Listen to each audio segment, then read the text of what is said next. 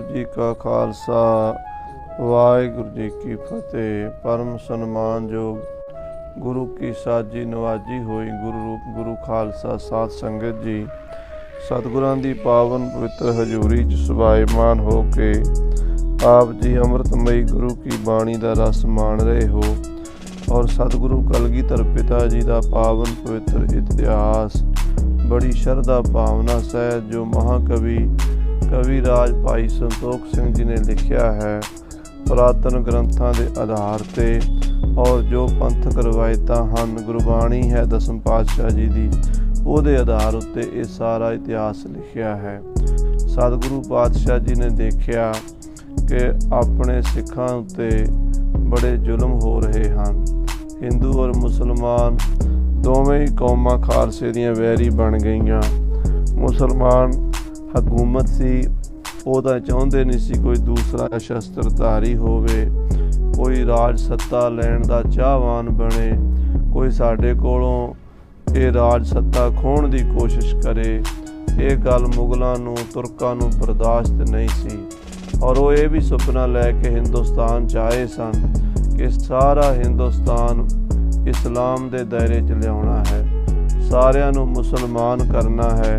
जहाद दा झंडा खड़ा करके 700 साल तो लगातार मंदिर ढा के मसीतां बना रहे सन, गऊआं मार रहे सन, जिहड़ा भी जुल्म कर सकते सन मारन गऊ गरीब नूं। धरती उपर पाप बिथारा ठाकुर द्वारे ढाए के ते ठौड़ी मसीत उसारा। 12 भाई गुरदास जी विच ये सारा जिक्र भाई गुरदास जी ने किया है।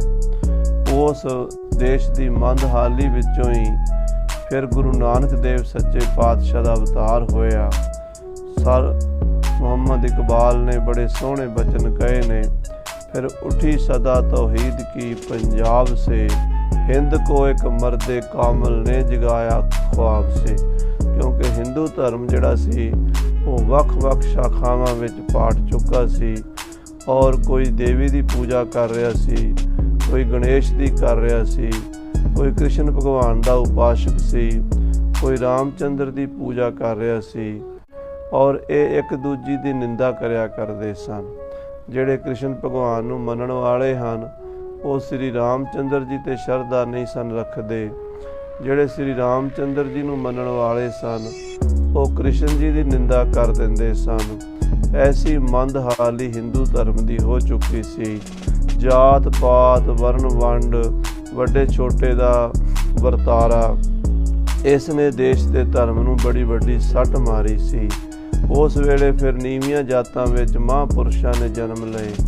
भगत कबीर जी महाराज जुलाहियां दे घर जन्म लैके अकाल पुरख परमेश्वर वाहिगुरु दे निर्गुण स्वरूप की व्याख्या की, लोकां नूं ब्रह्म नाल परमेश्वर नाल जोड़िया।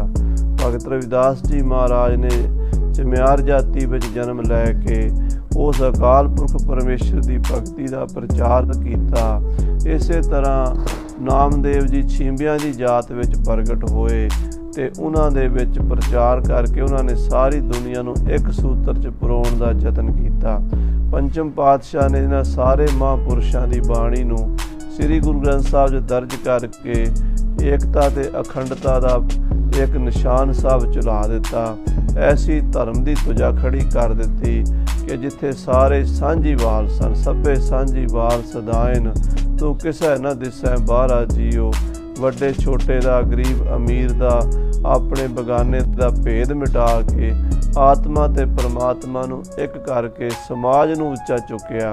धन श्री गुरु नानक देव जी महाराज गुरु गोबिंद सिंह साहब जी दी जो इस भारत भूमि नूं देण है, ऐसी संसार विच साध संगत जी किते भी कोई मिसाल नहीं मिलती। धन बाजां वाले सतगुरु जी ने हुण वेख्या है, हुण समा आ गया अखीर दा, जब आपकी ओद निदान बने अत ही रण में तब जूझ मरो। हुण कोई चारा नहीं रह गया सवाए खंडा चुकण दे। चूकार अज हमा हीलते दर गुजस्त, हलाल अस्त बुरदन बा शमशीर दस्त। सो जिथे तुर्क तां खालसे नूं वेख के उदां ही सड़दे सन, शस्त्रधारी होना खालसे दा उन्हां नूं ना खुशगवार सी, बर्दाश्त नहीं सी हुंदा उन्हां कोलों। हिंदू इस करके सड़दे सन भी ये साडे विचों निकल के सरदार बन गए ने। ਇਹ ਸਾਡੇ ਤੋਂ ਵੱਡੇ ਬਣ ਗਏ ਨੇ। ਅਸੀਂ ਆਪਣੇ ਆਪ ਨੂੰ ਵੱਡਾ ਸਮਝਦੇ ਸੀ, ਬ੍ਰਾਹਮਣ ਖੱਤਰੀਆਂ ਵੱਡੀਆਂ ਜਾਤਾਂ ਦੇ। ਇਹ ਨੀਵੀਆਂ ਜਾਤਾਂ ਦੇ ਲੋਕ ਨਾਈ, ਛੀਂਬੇ, ਝਮਿਆਰ, ਤਰਖਾਣ, ਲੋਹਾਰ, ਇਸੇ ਤਰ੍ਹਾਂ ਝੀਵਰ ਤੇ ਝਮਿਆਰ, ਇਹ ਸਾਰੀਆਂ ਜਾਤਾਂ ਦੇ ਲੋਕ ਹੁਣ ਸ਼ਸਤਰ ਬੰਨ੍ਹ ਕੇ ਗੁਰੂ ਗੁਰੂ ਜਪਦੇ ਨੇ ਤੇ ਦਾੜੇ ਕੇਸ ਸੋਹਣੇ ਲੱਗਦੇ ਨੇ। ਇਹ ਜਦੋਂ ਵੇਖਿਆ ਨਾ ਤੇ ਉਹ ਹਿੰਦੂਆਂ ਨੂੰ ਵੀ ਬੜੀ ਨਫ਼ਰਤ ਹੋ ਗਈ ਸਿੱਖਾਂ ਨਾਲ। ਉਹ ਵੀ ਪਰੇਸ਼ਾਨ ਕਰਨ ਲੱਗ ਪਏ, ਕਿਉਂਕਿ ਇਨਸਾਨ ਆਪਣੇ ਦੁੱਖਾਂ ਤੋਂ ਇੰਨਾ ਦੁਖੀ ਨਹੀਂ ਹੁੰਦਾ ਜਿੰਨਾ ਕਿਸੇ ਦੀ ਸ਼ਾਨ ਵੇਖ ਕੇ, ਚੜ੍ਹਤਲ ਵੇਖ ਕੇ ਦੁਖੀ ਹੁੰਦਾ ਹੈ। ਦੂਸਰੇ ਦੀ ਸ਼ਾਨ ਨੂੰ ਮਿੱਟੀ 'ਚ ਮਿਲਾਉਣ ਦੇ ਲਈ ਯਤਨ ਕਰਦਾ ਹੈ। ਸੋ ਐਸਾ ਹਿੰਦੂ ਸਮਾਜ ਵਿੱਚ ਵੀ ਸਾਧ ਸੰਗਤ ਜੀ ਵਰਤਾਰਾ ਵੇਖਿਆ ਗਿਆ। ਤਾਂ ਕਲਗੀਧਰ ਪਾਤਸ਼ਾਹ ਜੀ ਨੇ ਉਸ ਵੇਲੇ ਫਿਰ ਅਕਾਲ ਪੁਰਖ ਦੀ ਮਹਾ ਤੇਜਸਵੀ ਸ਼ਕਤੀ ਚੰਡੀ ਪ੍ਰਗਟ ਕਰਨ ਵਾਸਤੇ ਉਪਰਾਲਾ ਕੀਤਾ ਹੈ ਤੇ ਆਪਣੇ ਕੋਲ ਸਾਰੇ ਹਿੰਦੁਸਤਾਨ ਦੇ ਪੰਡਤਾਂ ਨੂੰ ਸੱਦ ਕੇ ਯੱਗ ਕਰਵਾਇਆ। ਤੇ ਜਦੋਂ ਯੱਗ ਕਰਵਾਇਆ, ਹਜ਼ਾਰਾਂ ਲੱਖਾਂ ਪੰਡਤ ਆਏ। ਮਹਾਰਾਜ ਨੇ ਕਿਹਾ, ਜਿਹੜਾ ਸਾਡੇ ਲੰਗਰ ਵਿੱਚ ਛਤਰੀ ਭੋਜਨ ਛਕੇਗਾ, ਯਾਨੀ ਮਹਾਂਪ੍ਰਸ਼ਾਦ ਮਾਸ ਖਾਏਗਾ, ਉਹਨੂੰ ਤੇ 5 ਮੋਹਰਾਂ ਦੇਵਾਂਗੇ। ਤੇ ਜਿਹੜਾ ਖੀਰ ਕੜਾਹ ਸਤੋਗੁਣੀ ਭੋਜਨ ਖਾਏਗਾ, ਉਹਨੂੰ 5 ਰੁਪਈਏ ਦੇਵਾਂਗੇ। ਲਾਲਚ ਵਸ ਹਜ਼ਾਰਾਂ ਪੰਡਤ ਮਾਸ ਵਾਲੀ ਪੰਗਤ 'ਚ ਬੈਠ ਗਏ ਤੇ ਕੁਛ ਪੰਡਤ 5-10% ਜਿਹੜੇ ਸਨ ਆਪਣੇ ਧਰਮ ਤੇ ਪੱਕੇ ਰਹੇ। ਉਹ ਕਹਿੰਦੇ ਸਾਡਾ ਧਰਮ ਨਹੀਂ ਹੈ, ਅਸੀਂ ਆਪਣਾ ਧਰਮ ਨਹੀਂ ਛੱਡ ਸਕਦੇ। ਉਹ 5-10 ਬੰਦੇ ਜਿਹੜੇ ਸਨ ਉਹ ਖੀਰ ਵਾਲੇ ਪਾਸੇ ਗਏ, ਲਾਲਚ ਵਿੱਚ ਨਹੀਂ ਆਏ। ਪੈਸੇ ਦਾ ਲਾਲਚ ਉਹਨਾਂ ਦੇ ਧਰਮ ਨੂੰ ਨਹੀਂ ਡੁਲਾ ਸਕਿਆ। ਮਹਾਰਾਜ ਨੇ ਜਿਨ੍ਹਾਂ ਨੇ ਮਾਸ ਖਾਧਾ ਸੀ ਉਹਨਾਂ ਨੂੰ ਧਿਕਾਰਾਂ ਲਾਹਨਤਾਂ ਪਾਈਆਂ ਤੇ 5-5 ਰੁਪਈਏ ਦਿੱਤੇ ਤੇ ਤੋਰ ਦਿੱਤਾ। ਕਹਿਣ ਲੱਗੇ, ਤੁਸੀਂ ਆਪਣੇ ਧਰਮ ਤੇ ਵੀ ਕਲੰਕ ਲਾਉਂਦੇ ਹੋ ਤੇ ਦੂਜਿਆਂ ਨੂੰ ਕੀ ਤੁਸੀਂ ਅਗਵਾਈ ਦਿਓਗੇ। ਤੇ ਜਿਹੜੇ ਸੱਚੇ ਧਰਮੀ ਸਨ ਉਹਨਾਂ ਨੂੰ ਕੋਲ ਰੱਖਿਆ, ਉਹਨਾਂ ਨੂੰ 5-5 ਮੋਹਰਾਂ ਦਿੱਤੀਆਂ, ਸਤਿਕਾਰ ਦਿੱਤਾ। ਆਪਣੇ ਕੋਲ ਰੱਖ ਕੇ ਉਹਨਾਂ ਨੂੰ ਪੁੱਛਿਆ ਕਿ ਦੇਸ਼ ਦੀ ਬੜੀ ਮਾੜੀ ਹਾਲਤ ਹੈ, ਤੁਸੀਂ ਧਰਮ ਦੇ ਆਗੂ ਹੋ ਔਰ ਧਰਮੀ ਲੋਕ ਹੋ, ਅਸੀਂ ਤੁਹਾਨੂੰ ਵਿਸ਼ਵਾਸ ਨਾਲ ਕਹਿ ਸਕਦੇ ਹਾਂ ਵੀ ਤੁਸੀਂ ਲਾਲਚੀ ਨਹੀਂ ਹੋ, ਸੰਤੋਖੀ ਹੋ। ਤੁਸੀਂ ਆਪਣੇ ਦੇਸ਼ ਦੀ ਹਾਲਤ ਬਾਰੇ ਸੋਚਿਆ ਕਦੀ ਵੀ ਇਹ ਕਿਸ ਤਰ੍ਹਾਂ ਇਹਦਾ ਉਥਾਨ ਹੋ ਸਕਦਾ ਹੈ? ਉਹ ਕਹਿਣ ਲੱਗੇ, ਮਹਾਰਾਜ ਇਹਦਾ ਆਪ ਹੀ ਦੱਸ ਸਕਦੇ ਹੋ। ਮਹਾਰਾਜ ਕਹਿੰਦੇ, ਇਸ ਵੇਲੇ ਕਲਯੁਗ ਵਿੱਚ ਚੰਡੀ ਪ੍ਰਗਟ ਕਰਨ ਦੀ ਲੋੜ ਹੈ। ਚੰਡੀ ਤੋਂ ਬਿਨਾਂ, ਇਹ ਸ਼ਕਤੀ ਤੋਂ ਬਿਨਾਂ ਯੁੱਧ ਨਹੀਂ ਹੋ ਸਕਦਾ। ਅਸੀਂ ਇਹ ਭਾਰਤ ਭੂਮੀ ਦੇ ਲੋਕਾਂ ਦੇ ਹਿਰਦਿਆਂ ਵਿੱਚ ਚੰਡੀ ਪ੍ਰਗਟ ਕਰਨੀ। ਇਹ ਸਾਧ ਸੰਗਤ ਜੀ ਬੜਾ ਡੂੰਘਾ ਇੱਕ ਸਿੰਬੋਲਿਕ ਪ੍ਰਸੰਗ ਆ ਰਿਹਾ ਹੈ, ਜਿਹੜਾ ਸਾਰਿਆਂ ਨੂੰ ਸਮਝ ਨਹੀਂ ਆਉਣਾ। ਅੱਜ ਕੱਲ੍ਹ ਅੱਧੇ ਤੋਂ ਜ਼ਿਆਦਾ ਲੋਕ ਜਿਹੜੇ ਹਨ ਉਹ ਇਹ ਪ੍ਰਸੰਗ ਹੀ ਕੱਟ ਕੇ ਚਲੇ ਜਾਂਦੇ ਹਨ, ਕਿਉਂਕਿ ਸਿੰਘ ਸਭਾ ਲਹਿਰ ਤੋਂ ਇਸ ਪ੍ਰਸੰਗ ਦੀ ਵਿਰੋਧਤਾ ਸ਼ੁਰੂ ਹੋਈ ਸੀ, ਅੰਗਰੇਜ਼ਾਂ ਨੇ ਕਰਵਾਈ ਸੀ, ਤਾਂ ਕਿ ਖਾਲਸੇ ਸ਼ਕਤੀ ਦਾ ਸੰਚਾਰ ਨਾ ਰਵੇ, ਸ਼ਕਤੀ ਨੂੰ ਭੁੱਲ ਜਾਣ, ਦਸਮ ਦੀ ਬਾਣੀ ਨੂੰ ਅਲੋਪ ਕਰ ਦੇਣ। ਸੋ ਪਰ ਜਿਹੜੇ ਗੁਰੂ ਦੇ ਲਾਲ ਹਨ ਉਹ ਆਪਣੇ ਗੁਰੂ ਦੇ ਬਚਨਾਂ ਤੇ ਭਰੋਸਾ ਰੱਖਦੇ ਹਨ। ਸਤਿਗੁਰੂ ਜੀ ਨੇ ਗੁਰਸਿਮਰ ਮਨਾਈ ਕਾਲਕਾ। ਗੁਰੂ ਸਾਹਿਬ ਜੀ ਨੇ ਉਸ ਵੇਲੇ ਉਹ ਕਾਲਕਾ ਨੂੰ, ਉਸ ਚੰਡੀ ਨੂੰ, ਸ਼ਕਤੀ ਨੂੰ ਪ੍ਰਗਟ ਕੀਤਾ ਹੈ। ਖੰਡੇ ਕੀ ਵੇਲਾ, ਕਿਉਂਕਿ ਸਮਾਂ ਜੰਗ ਯੁੱਧ ਦਾ ਸੀਗਾ। ਇਸ ਵੇਲੇ ਲక్ష్ਮੀ ਜਾਂ ਸੁਰਸਤੀ ਉਹ ਆਪੋ ਆਪਣਾ ਕੰਮ ਕਰਦੀਆਂ ਨੇ, ਪਰ ਜਦੋਂ ਐਨ ਅੱਗ ਬਲ ਜਾਂਦੀ ਹੈ, ਜਦੋਂ ਸਿਰ ਤੇ ਝੁੱਲ ਜਾਂਦੀ ਹੈ, ਉਦੋਂ ਫਿਰ ਚੰਡੀ ਹੀ ਕੰਮ ਆਉਂਦੀ ਹੈ। ਲਾਸਟ ਫਿਰ ਚੰਡੀ ਤੇ ਗੱਲ ਮੁੱਕਦੀ ਹੈ। ਮਹਾਰਾਜ ਸੱਚੇ ਪਾਤਸ਼ਾਹ ਜੀ ਨੇ ਉਹ ਚੰਡੀ ਅਕਾਲ ਪੁਰਖ ਦੀ ਮਹਾ ਸ਼ਕਤੀ ਨੂੰ ਪ੍ਰਗਟ ਕਰਨ ਲਈ ਪੰਡਤਾਂ ਨਾਲ ਸਲਾਹ ਕੀਤੀ। ਉਹ ਕਹਿਣ ਲੱਗੇ, ਮਹਾਰਾਜ ਕਲਯੁਗ ਵਿੱਚ ਚੰਡੀ ਪ੍ਰਗਟ ਹੋਣੀ ਬੜੀ ਮੁਸ਼ਕਲ ਹੈ। ਹਾਂ, ਕੋਈ ਬੰਦਾ ਉਪਾਸਨਾ ਕਰੇ, ਸਾਧਨਾ ਕਰੇ, ਉਹ ਸਾਧਨਾ ਕਰਕੇ ਉਹ ਪਰਮਾਤਮਾ ਦੀ ਵੱਲੋਂ ਕੋਈ ਦੇਵੀ ਸ਼ਕਤੀ ਉਹਦੀ ਮਦਦ ਕਰ ਦੇਵੇ, ਉਹ ਗੱਲ ਵੱਖਰੀ ਹੈ। ਪਰ ਪ੍ਰਤੱਖ ਹੋ ਕੇ ਦਰਸ਼ਨ ਦੇਵੇ ਔਰ ਪ੍ਰਤੱਖ ਹੋ ਕੇ ਸਾਰਾ ਕਾਰਜ ਕਰੇ, ਇੰਨਾ ਕਲਯੁਗ ਵਿੱਚ ਹੋਣਾ ਮੁਸ਼ਕਲ ਹੈ। ਸਤਯੁਗ, ਤ੍ਰੇਤਾ, ਦੁਆਪਰ ਯੁੱਗਾਂ ਵਿੱਚ ਵੀ ਇੰਨੀ ਛੇਤੀ ਚੰਡੀ ਪ੍ਰਗਟ ਨਹੀਂ ਸੀ ਹੁੰਦੀ ਜਿਵੇਂ ਕਲਯੁਗ ਵਿੱਚ ਆਪ ਜੀ ਕਰਨਾ ਚਾਹੁੰਦੇ ਹੋ। ਔਰ ਸਾਡੇ ਵਿੱਚ ਤਾਂ ਬਿਲਕੁਲ ਸਮਰੱਥਾ ਨਹੀਂ। ਤੁਸੀਂ ਚਾਹੋ ਤਾਂ ਕਰ ਸਕਦੇ ਹੋ। ਹਾਂ, ਜੇ ਤੁਸੀਂ ਪੁੱਛਦੇ ਹੋ ਵੀ ਇਹ ਅਨੁਸ਼ਠਾਨ ਕਰਨ ਲਈ, ਪੂਜਾ ਪਾਠ ਕਰਨ ਲਈ, ਹਵਨ ਕਰਨ ਲਈ ਪੰਡਤ ਕਿਹੜਾ ਹੋਵੇਗਾ, ਤਾਂ ਸਾਡੀ ਨਿਗਾਹ ਵਿੱਚ ਇੱਕ ਕੇਸਵ ਦਾਸ ਨਾਮ ਦਾ ਪੰਡਤ ਕਾਸ਼ੀ 'ਚ ਰਹਿੰਦਾ ਹੈ, ਜਿਹੜਾ ਚੰਡਕਾ ਦਾ ਉਪਾਸ਼ਕ ਹੈ। ਲਗਾਤਾਰ ਸ਼ਕਤੀ ਦੀ ਭਗਤੀ ਵਿੱਚ ਲੀਨ ਰਹਿੰਦਾ ਹੈ, ਕਈ ਘੰਟੇ ਸਾਧਨਾ ਕਰਦਾ ਹੈ ਔਰ ਬੜਾ ਸੰਤੋਖੀ ਧਰਮੀ ਬੰਦਾ ਹੈ। ਜੇ ਉਹ ਆ ਜਾਵੇ, ਉਹ ਅਨੁਸ਼ਠਾਨ ਕਰਨਾ ਮੰਨ ਜਾਵੇ ਤਾਂ ਹੋ ਸਕਦਾ, ਪਰ ਅਸੀਂ ਕੋਈ ਗਰੰਟੀ ਨਹੀਂ ਲੈ ਸਕਦੇ। ਪੰਡਤਾਂ ਦੀ ਸੱਚੀ ਤੇ ਖਰੀ ਗੱਲ ਸੁਣ ਕੇ ਕਲਗੀਧਰ ਪਾਤਸ਼ਾਹ ਥੋੜ੍ਹੇ ਮੁਸਕਰਾ ਪਏ। ਉਹਨਾਂ ਦਾ ਮੁਸਕਰਾਣਾ ਵੀ ਇੱਕ ਵਿਅੰਗਾਤਮਕ ਸੀ, ਕਿਉਂਕਿ ਸਤਿਗੁਰੂ ਜਾਣਦੇ ਸਨ ਕਿ ਚੰਡੀ ਤਾਂ ਅਕਾਲ ਪੁਰਖ ਦੀ ਹੁਣ ਪ੍ਰਗਟ ਹੋ ਕੇ ਹੀ ਰਹਿਣੀ ਹੈ। ਪੰਡਤਾਂ ਦਾ ਵਿਸ਼ਵਾਸ ਨਹੀਂ ਬਣਦਾ, ਜਦੋਂ ਪ੍ਰਗਟ ਹੋ ਜਾਏਗੀ ਆਪੇ ਵੇਖ ਲੈਣਗੇ। ਤੋ ਸੱਚੇ ਪਾਤਸ਼ਾਹ ਮਹਾਰਾਜ ਹੁਣ ਚੰਡੀ ਪ੍ਰਗਟ ਕਰਨ ਦਾ ਉਪਰਾਲਾ ਕਰ ਰਹੇ ਹਨ। ਇਹ ਕਥਾ ਪ੍ਰੇਮ ਨਾਲ ਸਰਵਣ ਕਰੀਏ। ਆਖੀਏ ਸਤਨਾਮ ਸ੍ਰੀ ਵਾਹਿਗੁਰੂ ਸਾਹਿਬ ਜੀ, ਸਤਨਾਮ ਵਾਹਿਗੁਰੂ ਸਾਹਿਬ ਜੀ। ਸ੍ਰੀ ਸਤਿਗੁਰੂ ਮਹਾਰਾਜ ਕਲਗੀਧਰ ਪਾਤਸ਼ਾਹ ਚਿਤਵਨੀ ਕਰਦੇ ਹਨ ਕਿ ਕਿਸ ਤਰ੍ਹਾਂ ਚੰਡੀ ਪ੍ਰਗਟ ਹੋਵੇ। ਵੱਡੇ ਗਰੀਬ ਨਿਵਾਜ ਸਤਿਗੁਰੂ ਰਾਤ ਨੂੰ ਸੁੱਖ ਨਾਲ ਆਪਣੇ ਪਲੰਗ ਤੇ ਬਿਰਾਜੇ ਹਨ, ਆਰਾਮ ਕੀਤਾ ਹੈ। ਮਹਾਰਾਜ ਸੱਚੇ ਪਾਤਸ਼ਾਹ ਦੇ ਚਿਹਰੇ ਤੋਂ ਬੜਾ ਤੇਜ ਪ੍ਰਕਾਸ਼ ਝਲਕਦਾ ਹੈ। ਮਹਾਰਾਜ ਸੱਚੇ ਪਾਤਸ਼ਾਹ ਜਦੋਂ ਸੂਰਜ ਚੜ੍ਹਦਾ ਹੈ ਨਾ, ਤੇਜ ਪ੍ਰਕਾਸ਼ ਹੁੰਦਾ ਸੂਰਜ ਦਾ, ਤਾਂ ਉਦੋਂ ਹੀ ਸਤਿਗੁਰਾਂ ਦਾ ਤੇਜ ਪ੍ਰਕਾਸ਼। ਮਹਾਰਾਜ ਸੱਚੇ ਪਾਤਸ਼ਾਹ ਅੰਮ੍ਰਿਤ ਵੇਲੇ ਉੱਠੇ ਹਨ। ਮਹਾਰਾਜ ਸਾਹਿਬ ਜੀ ਦੀਆਂ ਸੁੰਦਰ ਪਲਕਾਂ, ਮਹਾਰਾਜ ਸਾਹਿਬ ਦੇ ਨੇਤਰ ਖਿੜੇ ਹਨ, ਬੜਾ ਹੀ ਸੋਹਣਾ ਰੂਪ ਹੈ। ਔਰ ਚਾਰੇ ਪਾਸੇ ਆਨੰਦਪੁਰ ਸਾਹਿਬ ਸ਼ਬਦ ਕੀਰਤਨ ਹੋ ਰਿਹਾ। ਕੋਈ ਗੁਰਬਾਣੀ ਦਾ ਨਿਤਨੇਮ ਕਰ ਰਿਹਾ, ਕੋਈ ਜਪਜੀ ਸਾਹਿਬ ਪੜ੍ਹ ਰਿਹਾ, ਕੋਈ ਜਾਪ ਸਾਹਿਬ ਪੜ੍ਹ ਰਿਹਾ, ਕੋਈ ਚੰਡੀ ਦੀ ਵਾਰ ਪੜ੍ਹ ਰਿਹਾ, ਕੋਈ ਆਸਾ ਦੀ ਵਾਰ ਦਾ ਕੀਰਤਨ ਕਰ ਰਿਹਾ, ਕੋਈ ਸੁਖਮਣੀ ਸਾਹਿਬ ਦੀਆਂ ਪਾਵਨ ਪਵਿੱਤਰ ਅਸ਼ਟਪਦੀਆਂ ਉਚਾਰਨ ਕਰ ਰਿਹਾ। ਇੱਦਾਂ ਗੁਰੂ ਕੇ ਲਾਲ, ਗੁਰੂ ਕੇ ਸਿੱਖ ਸ੍ਰੀ ਆਨੰਦਪੁਰ ਸਾਹਿਬ ਚਾਰੇ ਪਾਸੇ ਗੁਰਬਾਣੀ ਦਾ ਜਾਪ ਕਰ ਰਹੇ ਨੇ। ਔਰ ਬੜੇ ਮਿੱਠੇ ਸੋਹਣੇ ਸੁੰਦਰ ਸੁਰ ਤਾਲ ਦੇ ਵਿੱਚ ਰਾਗੀ ਕੀਰਤਨ ਕਰ ਰਹੇ ਨੇ। ਜਦੋਂ ਤਾਰਾਂ ਝਰਨਾਟ ਛੇੜਦੀਆਂ ਨੇ, ਮਿਰਦੰਗ ਵੱਜਦੇ ਨੇ ਤੇ ਰਾਗੀਆਂ ਦੇ ਸੁਰੀਲੇ ਗਲੇ ਵਿੱਚੋਂ ਗੁਰੂ ਦੀ ਬਾਣੀ ਦਾ ਆਲਾਪ ਹੁੰਦਾ ਹੈ। ਕਹਿੰਦੇ ਗਿਆਨਦਾਈ ਗੁਰੂ ਕੀ ਬਾਣੀ ਨੂੰ ਗਾਉਂਦੇ ਨੇ। ਕੋਈ ਆਸਾ ਦੀ ਵਾਰ ਗਾਉਂਦਾ ਹੈ, ਕੋਈ ਆਸਾ ਰਾਗ ਤੇ ਕੋਈ ਭੈਰਵੀਂ ਛੇੜਦਾ ਹੈ, ਕੋਈ ਭੈਰੋਂ ਲਾਉਂਦਾ ਹੈ। ਜਿਹੜੇ ਅੰਮ੍ਰਿਤ ਵੇਲੇ ਦੇ ਰਾਗ ਹਨ ਉਹ ਰਬਾਬੀ ਗਾ ਰਹੇ ਹਨ। ਕਹਿੰਦੇ ਜਿਨ੍ਹਾਂ ਦੀ ਵਿਚਾਰ ਹਿਰਦੇ ਵਿੱਚ ਧਾਰਨ ਕਰਦੇ ਹਨ ਗੁਰੂ ਕੇ ਸਿੱਖ,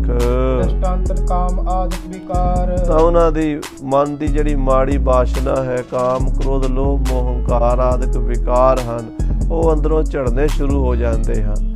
ਸਾਧ ਸੰਗਤ ਜੀ, ਇਹ ਵਿਕਾਰ ਜਨਮਾਂ ਜਨਮਾਂਤਰਾਂ ਤੋਂ ਬੰਦੇ ਦੇ ਨਾਲ ਹਨ। ਇਹ ਨਾ ਸਮਝ ਲੈਣਾ ਵੀ ਇੱਕ ਦਿਨ ਵਿੱਚ ਇਹਨਾਂ ਤੋਂ ਖਹਿੜਾ ਛੁੱਟ ਜਾਂਦਾ ਹੈ। ਇਹ ਬੜੀ ਵੱਡੀ ਲੜਾਈ ਹੈ ਜਨਮਾਂ ਜਨਮਾਂਤਰਾਂ ਦੀ। ਗੁਰੂ ਦੇ ਚਰਨਾਂ ਵਿੱਚ ਪੈ ਕੇ ਕਾਮ ਕ੍ਰੋਧ ਅਰ ਲੋਭ ਮੋਹ ਬਿਨਸ ਜਾਏ ਅਹੰਮੇਵ, ਨਾਨਕ ਪ੍ਰਭ ਸ਼ਰਨਾਗਤੀ ਕਰ ਪ੍ਰਸਾਦ ਗੁਰਦੇਵ। ਮਹਾਰਾਜ ਸੱਚੇ ਪਾਤਸ਼ਾਹ ਦੇ ਚਰਨਾਂ 'ਚ ਸਿੱਖ ਅਰਦਾਸਾਂ ਕਰਦੇ ਨੇ, ਬਾਣੀ ਪੜ੍ਹਦੇ ਨੇ, ਨਾਮ ਜਪਦੇ ਨੇ ਤੇ ਵਿਕਾਰ ਉਹਨਾਂ ਦੇ ਝੜ ਜਾਂਦੇ ਨੇ। ਕਹਿੰਦੇ ਜਦੋਂ ਨੌਬਤਾਂ ਵੱਜਦੀਆਂ ਨੇ, ਨਗਾਰਿਆਂ ਤੇ ਚੋਭਾਂ ਲੱਗਦੀਆਂ ਨੇ, ਸੁਣ ਕੇ ਵੈਰੀਆਂ ਦੇ ਦਿਲ ਦਹਿਲ ਜਾਂਦੇ ਨੇ।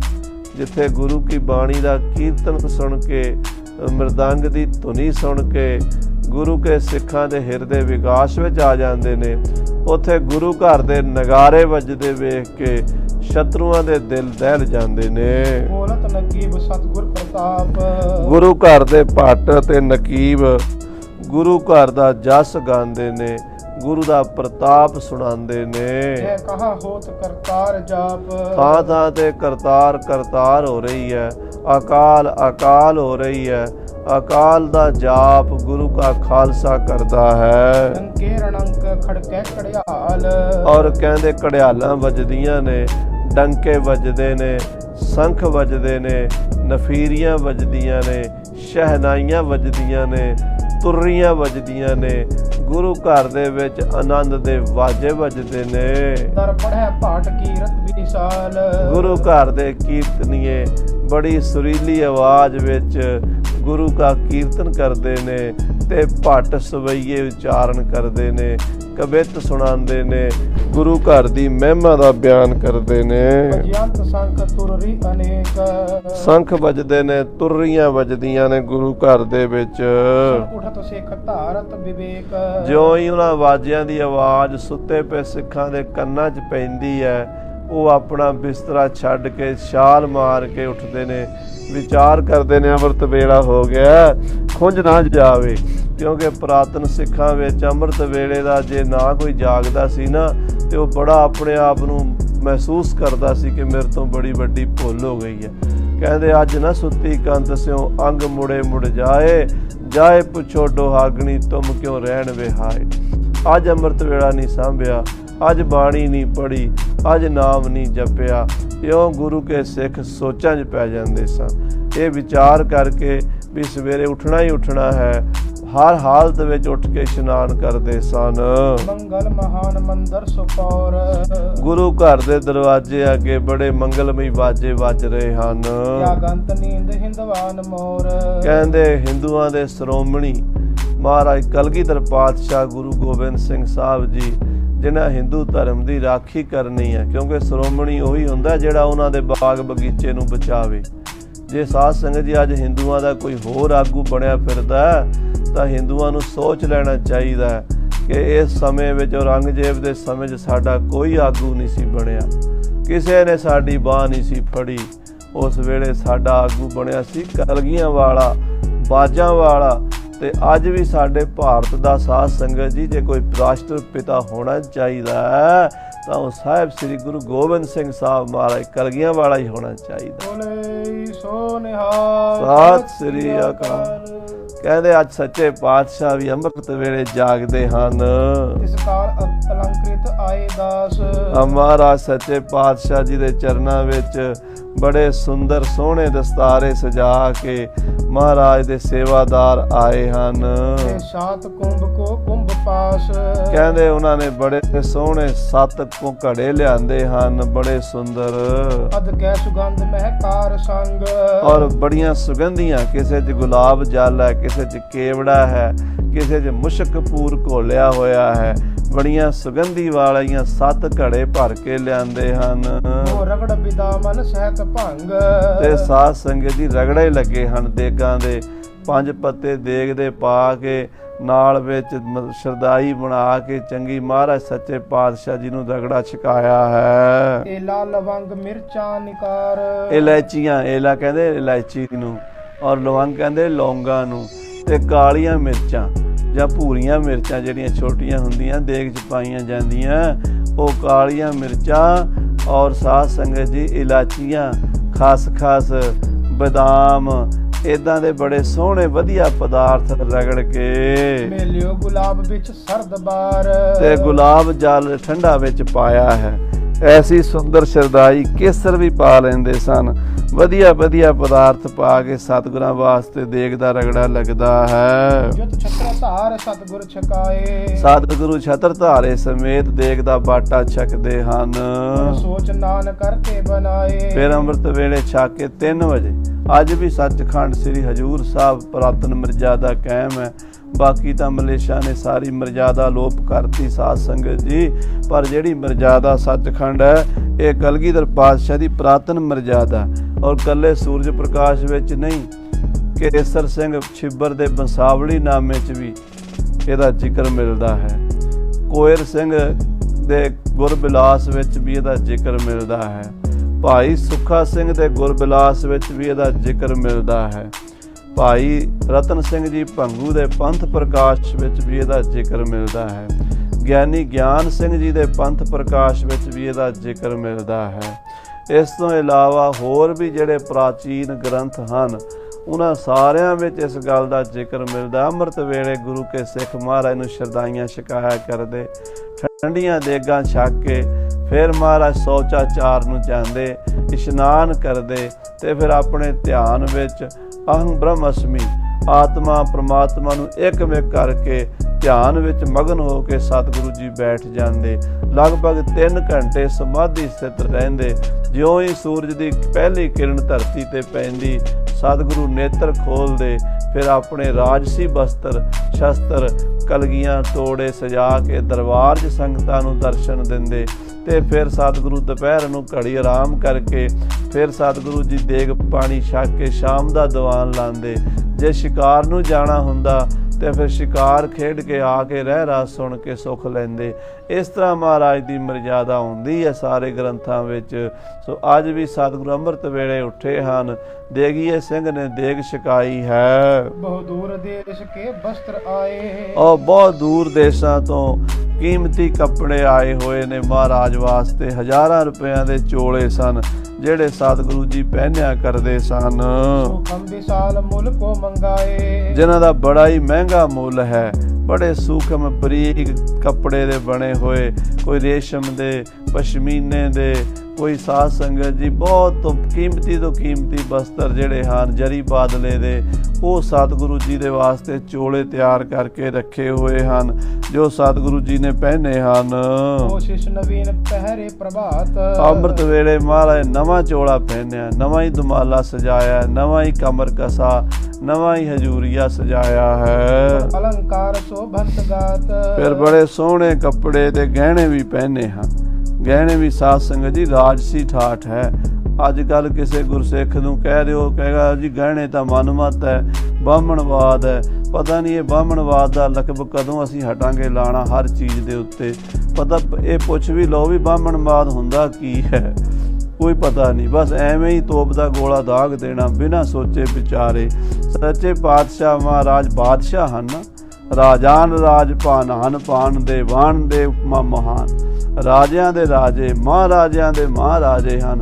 ਉੱਚੀ ਕਲਗੀ ਜਿਗਾ ਤੇ ਸੋਹਣੇ ਸੋਹਣੇ ਸੋਨੇ ਦੇ ਸ਼ਸਤਰ ਬਸਤਰ ਸਜਾਉਂਦੇ ਹਨ। ਚਰਿਓ ਸਿੰਘਾਸਨ ਪਰਥਿਰੰਤ। ਫਿਰ ਬਾਦਸ਼ਾਹ ਦਰਵੇਸ਼ ਗੁਰੂ ਗੋਬਿੰਦ ਸਿੰਘ ਦਿਨ ਚੜੇ ਸਿੰਘਾਸਣ ਤੇ ਬੈਠ ਜਾਂਦੇ ਹਨ।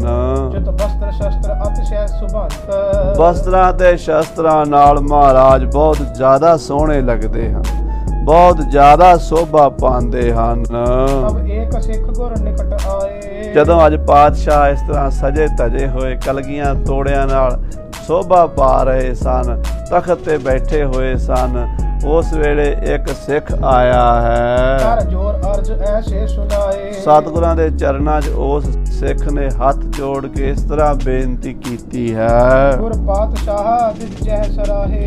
ਹੇ ਸੱਚੇ ਪਾਤਸ਼ਾਹ, ਹੇ ਗਰੀਬ ਨਵਾਜ, ਆਪ ਜੀ ਦੇ ਚਰਨਾਂ 'ਚ ਬੇਨਤੀ ਹੈ। ਬ੍ਰਾਹਮਣ ਜਿੱਥੇ ਵੀ ਸਰਾਹਨਾ ਕਰਦੇ ਹਨ, ਰਾਵਰ ਸਮੀਪ ਕਹਿ ਗਾਥ ਜਾਹੇ। ਔਰ ਮਹਾਰਾਜ ਆਪ ਜੀ ਦੇ ਕੋਲ ਜਾ ਕੇ ਜਿਸ ਦੀ ਗੱਲ ਕਰਦੇ ਹਨ, ਪੁਰ ਮਹਾਦੇਵ ਕੇ ਬਸਤ ਜੋਏ। ਉਹ ਬੰਦਾ ਉਹ ਕੇਸੋ ਦਾਸ ਹੈ ਜਿਹਦੀ ਆਪ ਕੋਲ ਪੰਡਤਾਂ ਨੇ ਗੱਲ ਕੀਤੀ ਸੀ। ਆਪ ਜੀ ਨੇ ਪੁੱਛਿਆ ਸੀ ਵੀ ਕੋਈ ਐਸਾ ਵਿਦਵਾਨ ਜਿਹੜਾ ਕਰਮ ਦੇ ਵਿੱਚ ਵੀ ਪੂਰਾ ਹੋਵੇ, ਧਰਮ ਦੇ ਵਿੱਚ ਵੀ ਪੂਰਾ ਹੋਵੇ, ਕਿਉਂਕਿ ਜੇ ਕਰਮ ਧਰਮ 'ਚ ਅਧੂਰਾ ਹੋਵੇਗਾ ਤੇ ਉਹਦੇ ਕੋਲੋਂ ਸ਼ਕਤੀ ਪ੍ਰਗਟ ਨਹੀਂ ਹੋ ਸਕਦੀ। ਐਸਾ ਕੋਈ ਵਿਦਵਾਨ ਸ੍ਰੇਸ਼ਟ ਕੁਲ ਦਾ ਆਚਾਰਿਆ ਬ੍ਰਾਹਮਣ ਵਿਦਵਾਨ ਕੋਈ ਹੈ? ਤੇ ਆਪ ਜੀ ਨੇ ਪੁੱਛਿਆ ਸੀ ਤੇ ਬ੍ਰਾਹਮਣਾਂ ਨੇ ਕਿਹਾ ਸੀ ਕੇਸੋ ਦਾਸ। ਮਹਾਰਾਜ ਉਹ ਜਿਹੜਾ ਕੇਸੋ ਦਾਸ ਪੰਡਤ ਹੈ ਉਹ ਮਹਾਦੇਵ ਦੀ ਸ਼ਿਵਜੀ ਮਹਾਰਾਜ ਦੀ ਨਗਰੀ ਬਨਾਰਸ ਵਿੱਚ ਕਾਸ਼ੀ ਵਿੱਚ ਰਹਿੰਦਾ ਹੈ। ਚਲ ਆਏ ਬਾਗ ਮਹਿ ਉਤਰ ਸੋਏ। ਤੇ ਮਹਾਰਾਜ ਅੱਜ ਅਚਾਨਕ ਹੀ ਕੇਸੋ ਦਾਸ ਸ੍ਰੀ ਅਨੰਦਪੁਰ ਸਾਹਿਬ ਆ ਗਿਆ ਹੈ। ਆਖੋ ਸਤਨਾਮ। ਮੇਰੇ ਬਾਜਾਂ ਵਾਲੇ ਪਾਤਸ਼ਾਹ ਦੇ ਚੋਜ ਨਿਆਰੇ ਹਨ। ਸਾਧ ਸੰਗਤ ਜੀ ਬੁਲਾਇਆ ਨਹੀਂ ਕੇਸੋ ਦਾਸ ਨੂੰ। ਕੇਸੋ ਦਾਸ ਵੀ ਅਕਾਲ ਪੁਰਖ ਦੇ ਅਗੰਮੀ ਟੈਲੀਫੋਨ ਨਾਲ ਆਇਆ ਹੈ। ਇਹ ਅਗੰਮੀ ਖੇਡ ਵਰਤ ਰਹੀ ਹੈ, ਇਹਨੂੰ ਬਨਾਵਟੀ ਨਾ ਸਮਝ ਲੈਣਾ।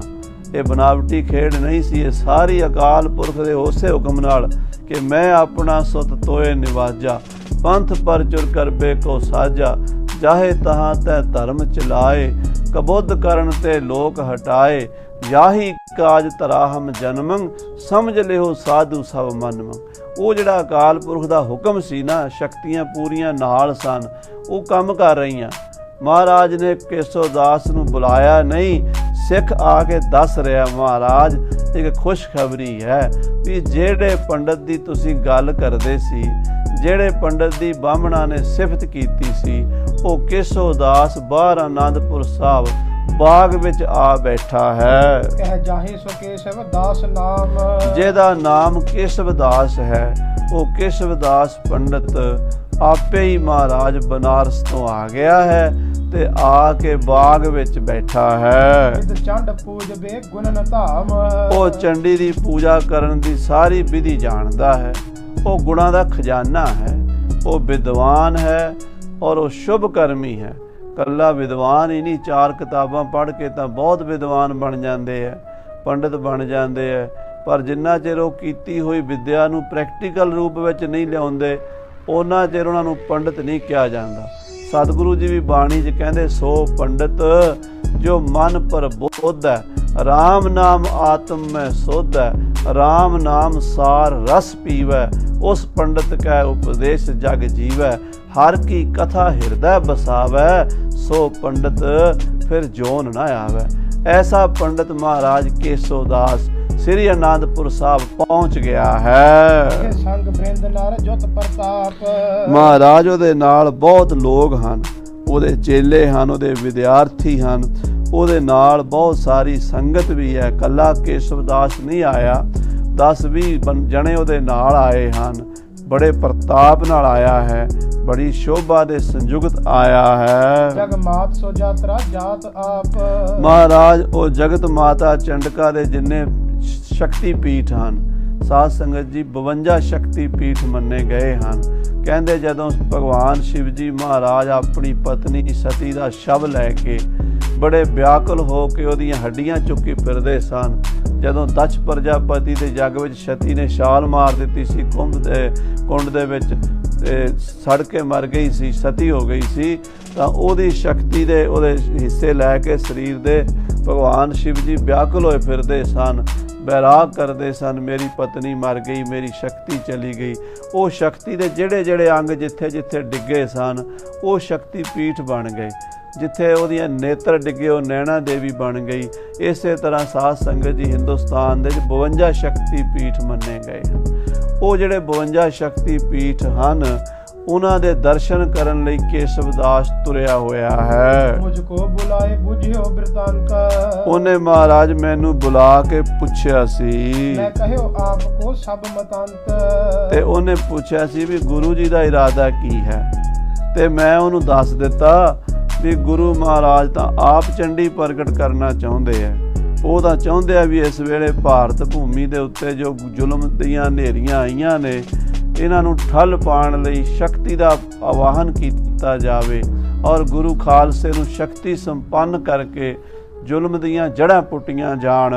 ਸੁਨ ਆਨੰਦ ਧਾਰ ਪੁਨ ਪੁਨ 부ਝੇ, ਕਹਿੰਦੇ ਸੁਣ ਕੇ ਗੁਰੂ ਗੋਬਿੰਦ ਸਿੰਘ ਮਹਾਰਾਜ ਬੜੇ ਖੁਸ਼ ਹੋਏ ਤੇ ਉਸ ਸਿੱਖ ਨੂੰ ਬਾਰ-ਬਾਰ ਪੁੱਛਦੇ ਨੇ, ਜਿਤ ਚਾਹਤ ਕੇ ਗੁਰੂ ਬੁਲਾਏ ਲੈ। ਮਹਾਰਾਜ ਸੱਚੇ ਪਾਤਸ਼ਾਹ ਨੂੰ ਉਹ ਕਹਿ ਰਿਹਾ ਸਿੱਖ, ਮਹਾਰਾਜ ਮੈਂ ਜਦੋਂ ਤੁਹਾਡੇ ਬਾਰੇ ਦੱਸਿਆ ਨਾ ਤੇ ਉਹ ਪੰਡਤ ਜੀ ਮਨ ਵਿੱਚ ਇੱਛਾ ਕਰਨ ਲੱਗ ਪਏ ਵੀ ਜੇ ਗੁਰੂ ਸਾਹਿਬ ਮੈਨੂੰ ਬੁਲਾ ਲੈਣ ਨਾ ਆਪਣੇ ਦਰਬਾਰ ਵਿੱਚ ਅੱਜ, ਤੇ ਮੈਂ ਉਹਨਾਂ ਦੇ ਦਰਸ਼ਨ ਕਰਕੇ ਨਿਹਾਲ ਹੋ ਜਾਵਾਂ। ਹਰ ਦਰਸ ਪ੍ਰਭੂ ਕੋ ਜਾਉ ਫੇਰ, ਤੇ ਪੰਡਤ ਕੇਸ਼ਵ ਦਾਸ ਕਹਿੰਦਾ ਸੀ ਜੇ ਗੁਰੂ ਸਾਹਿਬ ਦੀ ਆਗਿਆ ਹੋਵੇ ਅੱਜ ਮੈਂ ਉਹਨਾਂ ਦੇ ਦਰਸ਼ਨਾਂ ਲਈ ਆਵਾਂ ਤੇ ਮੈਨੂੰ ਦਰਸ਼ਨ ਹੋ ਜਾਣ ਤੇ ਫਿਰ ਮੈਂ ਅੱਗੇ ਜਾਵਾਂਗਾ। ਜਿਹੜੇ ਐਸੇ ਪਰਉਪਕਾਰੀ ਸਤਿਗੁਰੂ ਨੇ ਜਿਹੜੇ ਭਾਰਤ ਭੂਮੀ ਉੱਤੋਂ ਜ਼ੁਲਮ ਦੀਆਂ ਇਹ ਹਨੇਰੀਆਂ ਰੋਕਣੀਆਂ ਚਾਹੁੰਦੇ ਨੇ, ਇਹ ਮੁਗਲਾਂ ਦੀਆਂ ਜੜ੍ਹਾਂ ਪੁੱਟਣੀਆਂ ਚਾਹੁੰਦੇ ਨੇ, ਬਾਜਾਂ ਵਾਲੇ ਸਤਿਗੁਰੂ ਜਿਹੜੇ ਯਮਨਾ ਮਲੇਸ਼ਾਂ ਦਾ ਨਾਸ਼ ਕਰਨਾ ਚਾਹੁੰਦੇ ਨੇ, ਧਰਮ ਦਾ ਪ੍ਰਕਾਸ਼ ਕਰਨਾ ਚਾਹੁੰਦੇ ਨੇ, ਉਹ ਸਤਿਗੁਰੂ ਜੇ ਮੈਨੂੰ ਬੁਲਾ ਲੈਣ। ਇਹ ਆਸ਼ਾ ਪਰਖਿਓ ਤਾਹੇ ਹੇਰ, ਮਹਾਰਾਜ ਉਹਦਾ ਆਸ਼ਾ ਅਸੀਂ ਵੇਖ ਕੇ ਆਏ ਹਾਂ ਗੁਰੂ ਕੇ ਸਿੱਖ, ਚਲ ਆਏ ਆਪ ਤੇ ਲਖੀਏ ਨਾਹੇ। ਪਰ ਮਹਾਰਾਜ ਉਹ ਆਪਣੇ ਆਪ ਆਇਆ ਹੈ, ਇਸ ਗੱਲ ਦੀ ਸਮਝ ਨਹੀਂ ਕਿਉਂ ਆਇਆ ਹੈ। ਜਿਤ ਚਹਿਤ ਅਦਕ ਹੋਏ ਮੇਲ ਪਾਹੇ, ਤੇ ਆਪ ਜੀ ਨੂੰ ਮਿਲਣਾ ਵੀ ਬਹੁਤ ਤੀਬਰਤਾ ਨਾਲ ਚਾਹੁੰਦਾ ਹੈ। ਕੇਸ਼ਵ ਦਾਸ ਚਾਹੁੰਦਾ ਵੀ ਗੁਰੂ ਸਾਹਿਬ ਦਾ ਮੈਨੂੰ ਦਰਸ਼ਨ ਹੋ ਜਾਣ। ਇੱਧਰ ਤੁਸੀਂ ਵੀ ਚਾਹੁੰਦੇ ਸੀ ਵੀ ਕੇਸ਼ਵ ਦਾਸ ਆਵੇ, ਪਰ ਤੁਸੀਂ ਕੋਈ ਚਿੱਠੀ ਨਹੀਂ ਪਾਈ, ਕੋਈ ਸੱਦਾ ਨਹੀਂ ਭੇਜਿਆ, ਤੇ ਉਹ ਆਪਣੇ ਆਪ ਚੱਲ ਆਇਆ ਹੈ। ਪ੍ਰਭ ਤੁਮ ਸਮਰੱਥ ਮਨ ਫੇਰ ਲੀਨ, ਮਹਾਰਾਜ ਤੁਸੀਂ ਸਮਰੱਥ ਹੋ, ਤੁਹਾਡੀਆਂ ਤੁਸੀਂ ਜਾਣੋ, ਬਿਨਾਂ ਚਿੱਠੀਆਂ ਦੇ ਹੀ ਬੁਲਾ ਲੈਂਦੇ ਹੋ, ਮਨ ਖਿੱਚ ਲੈਂਦੇ ਹੋ ਸਿੱਖ ਦਾ। ਮਹਾਰਾਜ ਆਪ ਜੀ ਨੇ ਕੇਸੋ ਦਾਸ ਦਾ ਮਨ ਫੇਰ ਦਿੱਤਾ, ਉਹ ਆਨੰਦਪੁਰ ਸਾਹਿਬ ਆ ਗਿਆ ਹੈ। ਵਾਂਛਤ ਜੋਰੀ ਦੇ ਆਗਮਨ ਕੀਨ। ਮਹਾਰਾਜ ਜੋ ਚਾਹੁੰਦਾ ਸੀ ਉਹ ਦਰਸ਼ਨਾਂ ਦੇ ਲਈ ਆ ਗਿਆ ਹੈ, ਜੋ ਆਪ ਚਾਹੁੰਦੇ ਸੀ ਵੀ ਉਹ ਆਵੇ, ਉਹ ਬਿਨਾਂ ਬੁਲਾਇਆ ਹੀ ਆ ਗਿਆ ਹੈ। ਸਰੋਣ ਬੈਨ ਗੁਰ ਹਰਖ ਧਾਰ। ਸਿੱਖ ਦੀ ਇਹ ਗੱਲ ਸੁਣ ਕੇ ਮਹਾਰਾਜ ਕਲਗੀਧਰ ਜੀ ਬੜੇ ਖੁਸ਼ ਹੋਏ, ਬੜੇ ਪ੍ਰਸੰਨ ਹੋਏ। ਸਜੇ ਧਜੇ ਦਰਬਾਰ 'ਚ ਬੈਠੇ ਸਨ, ਸੰਗਤਾਂ ਦਰਸ਼ਨ ਕਰ ਰਹੀਆਂ ਸਨ। ਸਤਿਗੁਰੂ ਜੀ ਸਿੱਖ ਤੋਂ ਇਹ ਬਚਨ ਸੁਣ ਕੇ ਬਹੁਤ ਜ਼ਿਆਦਾ ਪ੍ਰਸੰਨ ਹੋਏ। ਧਨ ਧਨ ਖੜਗ ਕੇ ਤੈ ਉਚਾਰ। ਕਹਿੰਦੇ ਧਨ ਹੈ ਉਹ ਖੜਗ ਕੇਤ, ਧਨ ਖੜਗ ਕੇਤ, ਧਨ ਖੜਗ ਕੇਤ, ਖੜਗ ਕੇਤ ਮੈਂ ਸ਼ਰਨ ਤਿਹਾਰੀ, ਆਪ ਹਾਥੈ ਲਿਓ ਬਾਰੀ, ਸਰਬ ਠੌਰ ਮੋਹ ਸਹਾਈ, ਦੁਸ਼ਟ ਦੋਖ ਤੇ ਲਿਓ ਬਚਾਈ। ਖੜਗ ਕੇਤ ਨੂੰ ਨਮਸਕਾਰ ਕੀਤੀ ਹੈ ਕਿ ਵਾਹਿਗੁਰੂ ਤੂੰ ਧੰਨ ਹੈ, ਵਿਸਮਾਤ ਤੇਰੇ ਕੌਤਕ ਹਨ ਕਿ ਜਿਹੜੇ ਪੰਡਤ ਨੂੰ ਅਸੀਂ ਬੁਲਾਉਣਾ ਚਾਹੁੰਦੇ ਸੀ ਉਹ ਆਪੇ ਹੀ ਭੇਜ ਦਿੱਤਾ ਹੈ। ਸੇਵਕਾਨ ਕੇ ਕਰਤ ਕਾਜ। हे ਵਾਹਿਗੁਰੂ, हे ਪਰਮੇਸ਼ਰ, ਆਪਣੇ ਸੇਵਕਾਂ ਦੇ ਕੰਮ ਆਪ ਹੀ ਕਰਦਾ ਹੈ। ਆਪਣੇ ਸੇਵਕ ਹੀ ਆਪੇ ਰੱਖੈ, ਆਪੇ ਨਾਮ ਜਪਾਵੈ, ਜੈ ਜੈ ਕਾਜ ਕਿਰਤ ਸੇਵਕ ਕੀ, ਤਹਾਂ ਤਹਾਂ ਉਠਤਾਵੈ, ਸੇਵਕ ਕੋ ਨਿਕਟੀ ਹੋਏ ਦਿਖਾਵੈ, ਜੋ ਜੋ ਕਹੈ ਠਾਕੁਰ ਪੈ ਸੇਵਕ, ਤਤਕਾਲ ਹੋਏ ਆਵੈ। ਹਾਂਜੀ, ਘਟ ਘਟ ਵਿਆਪ ਰਾਜਾਨ ਰਾਜ। ਮਹਾਰਾਜ ਤੁਸੀਂ ਘਟ ਘਟ ਵਿੱਚ ਬਿਰਾਜਮਾਨ ਹੋ, ਰਾਜਿਆਂ ਦੇ ਰਾਜੇ ਹੋ, ਮਹਾਰਾਜਿਆਂ ਦੇ ਮਹਾਰਾਜੇ ਹੋ।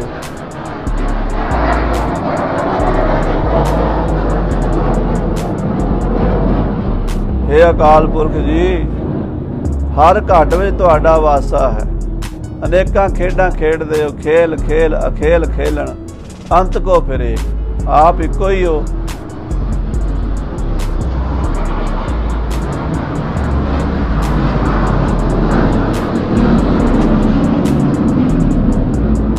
ਪਰ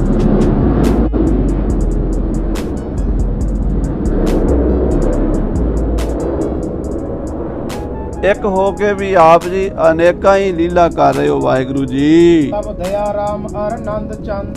ਤਾਂ ਮਹਾਰਾਜ ਸੱਚੇ ਪਾਤਸ਼ਾਹ ਜੀ ਨੇ ਪੰਡਿਤ ਦਇਆ ਰਾਮ ਜੀ ਨੂੰ ਤੇ ਦੀਵਾਨ ਆਨੰਦ ਚੰਦ ਜੀ ਨੂੰ ਕੋਲ ਸੱਦਿਆ। ਨਿਜ ਢਿਗ ਹਕਾਰ ਕਰ ਕਹਿ ਮੁਕੰਦ। ਮੁਕਤੀ ਦਾਤੇ ਬਾਜਾਂ ਵਾਲੇ ਸਤਿਗੁਰੂ ਜੀ ਨੇ ਪੰਡਿਤ ਦਇਆ ਰਾਮ ਜੀ ਨੂੰ ਤੇ ਦੀਵਾਨ ਆਨੰਦ ਚੰਦ ਜੀ ਨੂੰ ਕੋਲ ਬੁਲਾ ਕੇ ਕਿਹਾ ਬਨਹਿ ਵਿਖੈ ਬਰ ਬਿਤਰ ਆਏ ਕਿ ਪੰਡਿਤ ਦਇਆ ਰਾਮ ਜੀ, ਦੀਵਾਨ ਆਨੰਦ ਚੰਦ ਜੀ ਬਾਹਰ ਬਾਗ ਦੇ ਵਿੱਚ, ਜਿੱਥੇ ਅੱਜ ਕੱਲ੍ਹ ਸ਼ਹੀਦੀ ਬਾਗ ਹੈ ਨਾ ਸਾਧ ਸੰਗਤ ਜੀ, ਇਹ ਗੁਰਦੁਆਰਾ ਸ਼ਹੀਦੀ ਬਾਗ, ਇਹ ਬਾਗ ਹੁੰਦਾ ਸੀ ਮਹਾਰਾਜ ਦਾ, ਬੜਾ ਵੱਡਾ ਬਾਗ ਸੀ। ਮਾਤਾ ਜੀਤੋ ਜੀ ਇੱਥੋਂ ਫੁੱਲਾਂ ਦੇ ਹਾਰ ਬਣਾ ਬਣਾ ਕੇ ਲਿਆ ਕੇ ਕਲਗੀਧਰ ਪਾਤਸ਼ਾਹ ਨੂੰ ਭੇਟਾ ਕਰਿਆ ਕਰਦੇ ਸਨ। ਬੜੀਆਂ ਸਾਖੀਆਂ ਇਸ ਬਾਗ ਨਾਲ ਜੁੜੀਆਂ ਹੋਈਆਂ ਨੇ। ਸ਼ਹੀਦੀ ਬਾਗ ਦੇ ਵਿੱਚ ਇੱਕ ਕੇਸਵ ਦਾਸ ਨਾਮ ਦਾ ਪੰਡਤ ਉਤਰਿਆ ਹੈ। ਸਨਮਾਨ ਕਰੋ ਤਿਸ ਨਿਕਟ ਆਏ। ਮਹਾਰਾਜ ਕਹਿੰਦੇ ਪੰਡਤ ਦਇਆ ਰਾਮ ਜੀ ਤੁਸੀਂ ਜਾਓ, ਦੀਵਾਨ ਜੀ ਤੁਸੀਂ ਵੀ ਨਾਲ ਜਾਓ ਤੇ ਪੰਡਤ ਕੇਸਵ ਦਾਸ ਦਾ ਸਨਮਾਨ ਕਰੋ, ਸਤਿਕਾਰ ਕਰੋ, ਉਹਨਾਂ ਦੀ ਆਓ ਭਗਤ ਕਰੋ। ਸਭ ਖਾਨ ਪਾਨ ਤ੍ਰਿਣ ਲਗ ਜਿਤੇਕ। ਉਹਨਾਂ ਦੇ ਖਾਣ ਪਾਣ ਦਾ ਵਧੀਆ ਬੰਦੋਬਸਤ ਕਰੋ। ਉਹਨਾਂ ਦੇ ਨਾਲ ਜਿੰਨੇ ਘੋੜੇ ਹਨ, ਜਿੰਨੇ ਉਹਨਾਂ ਦੇ ਵਾਹਨ ਹਨ, ਉਹਨਾਂ ਸਾਰਿਆਂ ਦੇ ਘਾਹ ਪੱਠੇ ਦਾ ਬੰਦੋਬਸਤ ਕਰੋ। ਗੁਰ ਦੇਗ ਭਾਖ ਦੀ ਜੈ ਤੇਕ।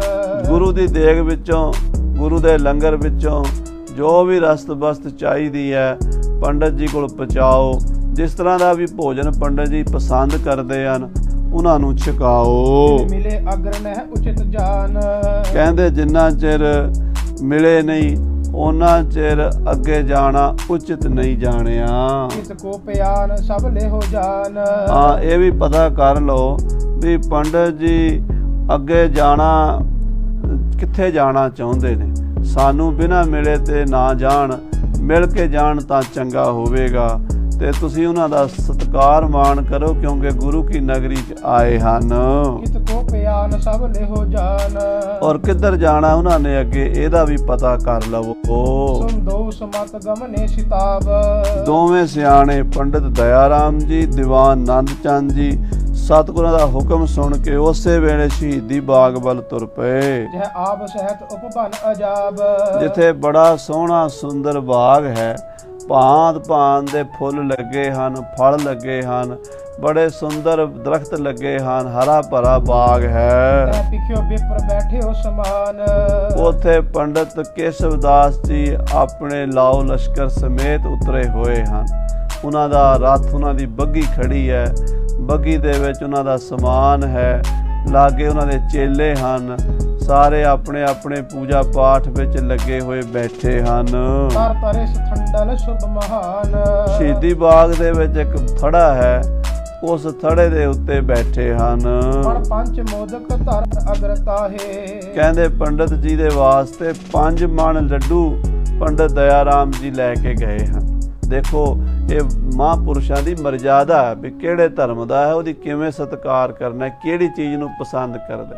ਬਾਹਮਣ ਲੋਕ ਜ਼ਿਆਦਾ ਲੱਡੂ ਪੇੜੇ ਪਸੰਦ ਕਰਦੇ ਆ ਨਾ, ਖੁਸ਼ੀ ਨਾਲ ਛਕਦੇ ਆ, ਇਸ ਕਰਕੇ 5 ਮਣ ਲੱਡੂ ਉਹਨਾਂ ਦੇ ਅੱਗੇ ਜਾ ਰੱਖੇ ਹਨ।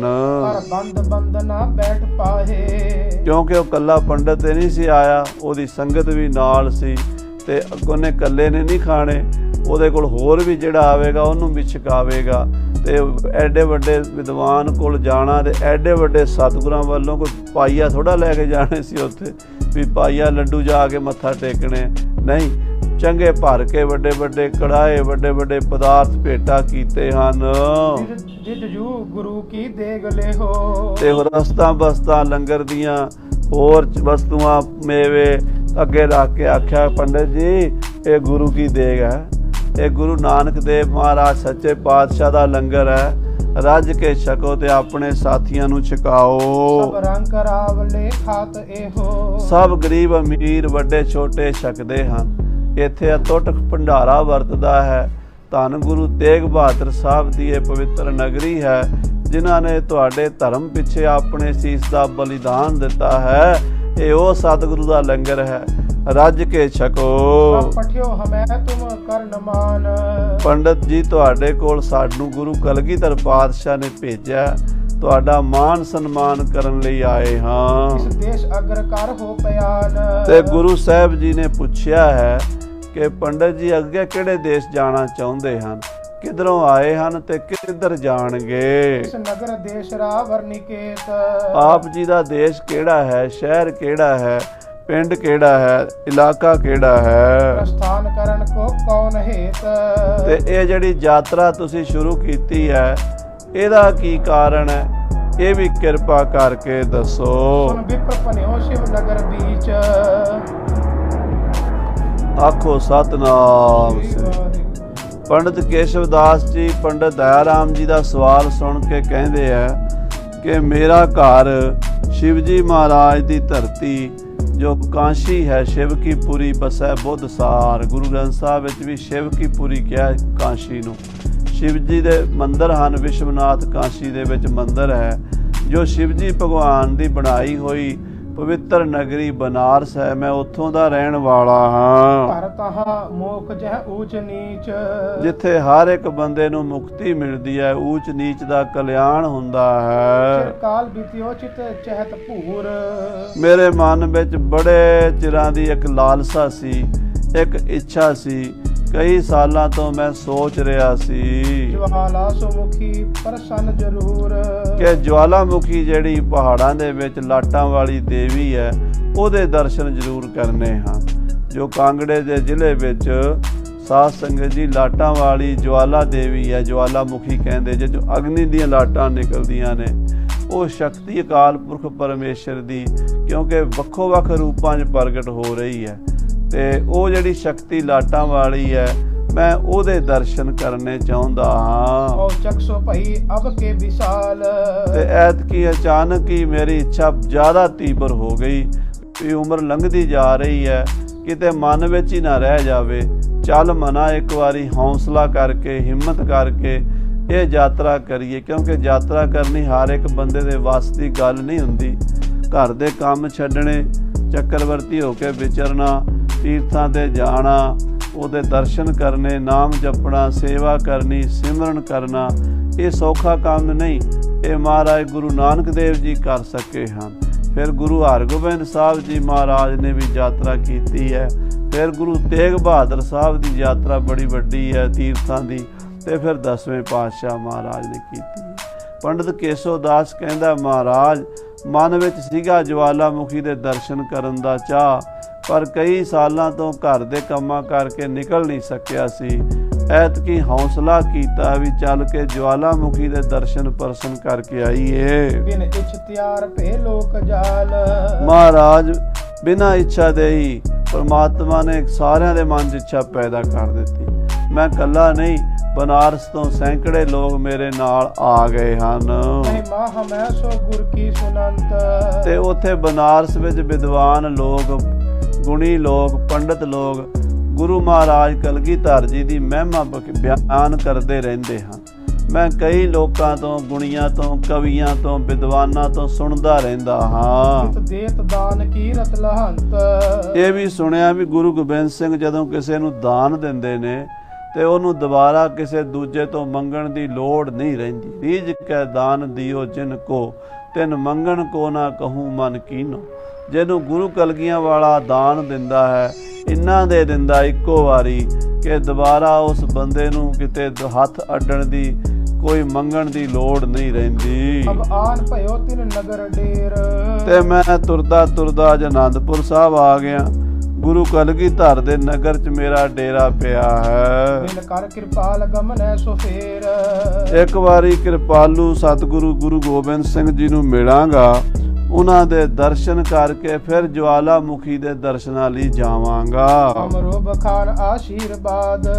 ਮੇਰੇ ਵੱਲੋਂ ਗੁਰੂ ਜੀ ਨੂੰ ਆਸ਼ੀਰਵਾਦ ਦੇਣਾ, ਕਹਿਣਾ ਕਿ ਉਹਨਾਂ ਦਾ ਪ੍ਰਤਾਪ ਵੱਧਦਾ ਰਵੇ, ਕਿਉਂਕਿ ਬ੍ਰਾਹਮਣ ਲੋਕ ਜਿਹੜੇ ਸਨ ਉਸ ਵੇਲੇ ਛਤਰੀਆਂ ਨੂੰ ਆਸ਼ੀਰਵਾਦ ਦਿੰਦੇ ਹੁੰਦੇ ਸਨ। ਇਹਦੇ ਵਿੱਚ ਸਾਧ ਸੰਗਤ ਜੀ ਇਹ ਨਹੀਂ ਸਮਝ ਲੈਣਾ ਵੀ ਉਹ ਬ੍ਰਾਹਮਣ ਗੁਰੂ ਸਾਹਿਬ ਨੂੰ ਆਸ਼ੀਰਵਾਦ ਦੇਣ ਵਾਲਾ ਕੌਣ ਹੁੰਦਾ। ਕਈ ਸਮਾਜਿਕ ਰੀਤਾਂ ਹੁੰਦੀਆਂ ਨੇ ਜਿਹੜੀਆਂ ਸਮੇਂ ਨਾਲ ਬਦਲ ਵੀ ਜਾਂਦੀਆਂ ਨੇ। ਅੱਜ ਗੁਰੂ ਸਾਹਿਬ ਨੂੰ ਸਾਰੇ ਬ੍ਰਾਹਮਣ ਨਮਸਕਾਰ ਕਰਦੇ ਆ। ਨਮਸਕਾਰ ਉਦੋਂ ਵੀ ਕਰਦੇ ਸਨ, ਮੱਥਾ ਵੀ ਟੇਕਦੇ ਸਨ, ਤੇ ਆਪਣੇ ਬ੍ਰਾਹਮਣ ਪੁਣੇ ਕਰਕੇ ਗੁਰੂ ਸਾਹਿਬ ਨੂੰ ਛਤਰੀ ਸਮਝ ਕੇ ਉਹਨਾਂ ਨੂੰ ਰਾਜਾ ਸਮਝ ਕੇ ਆਸ਼ੀਰਵਾਦ ਵੀ ਦਿੰਦੇ ਸਨ। ਇਸ ਤਰ੍ਹਾਂ ਦਾ ਸੀਗਾ ਚਾਲ ਚੱਲਣ ਮਰਜ਼ਾਦਾ ਸਮਾਜ ਦੀ।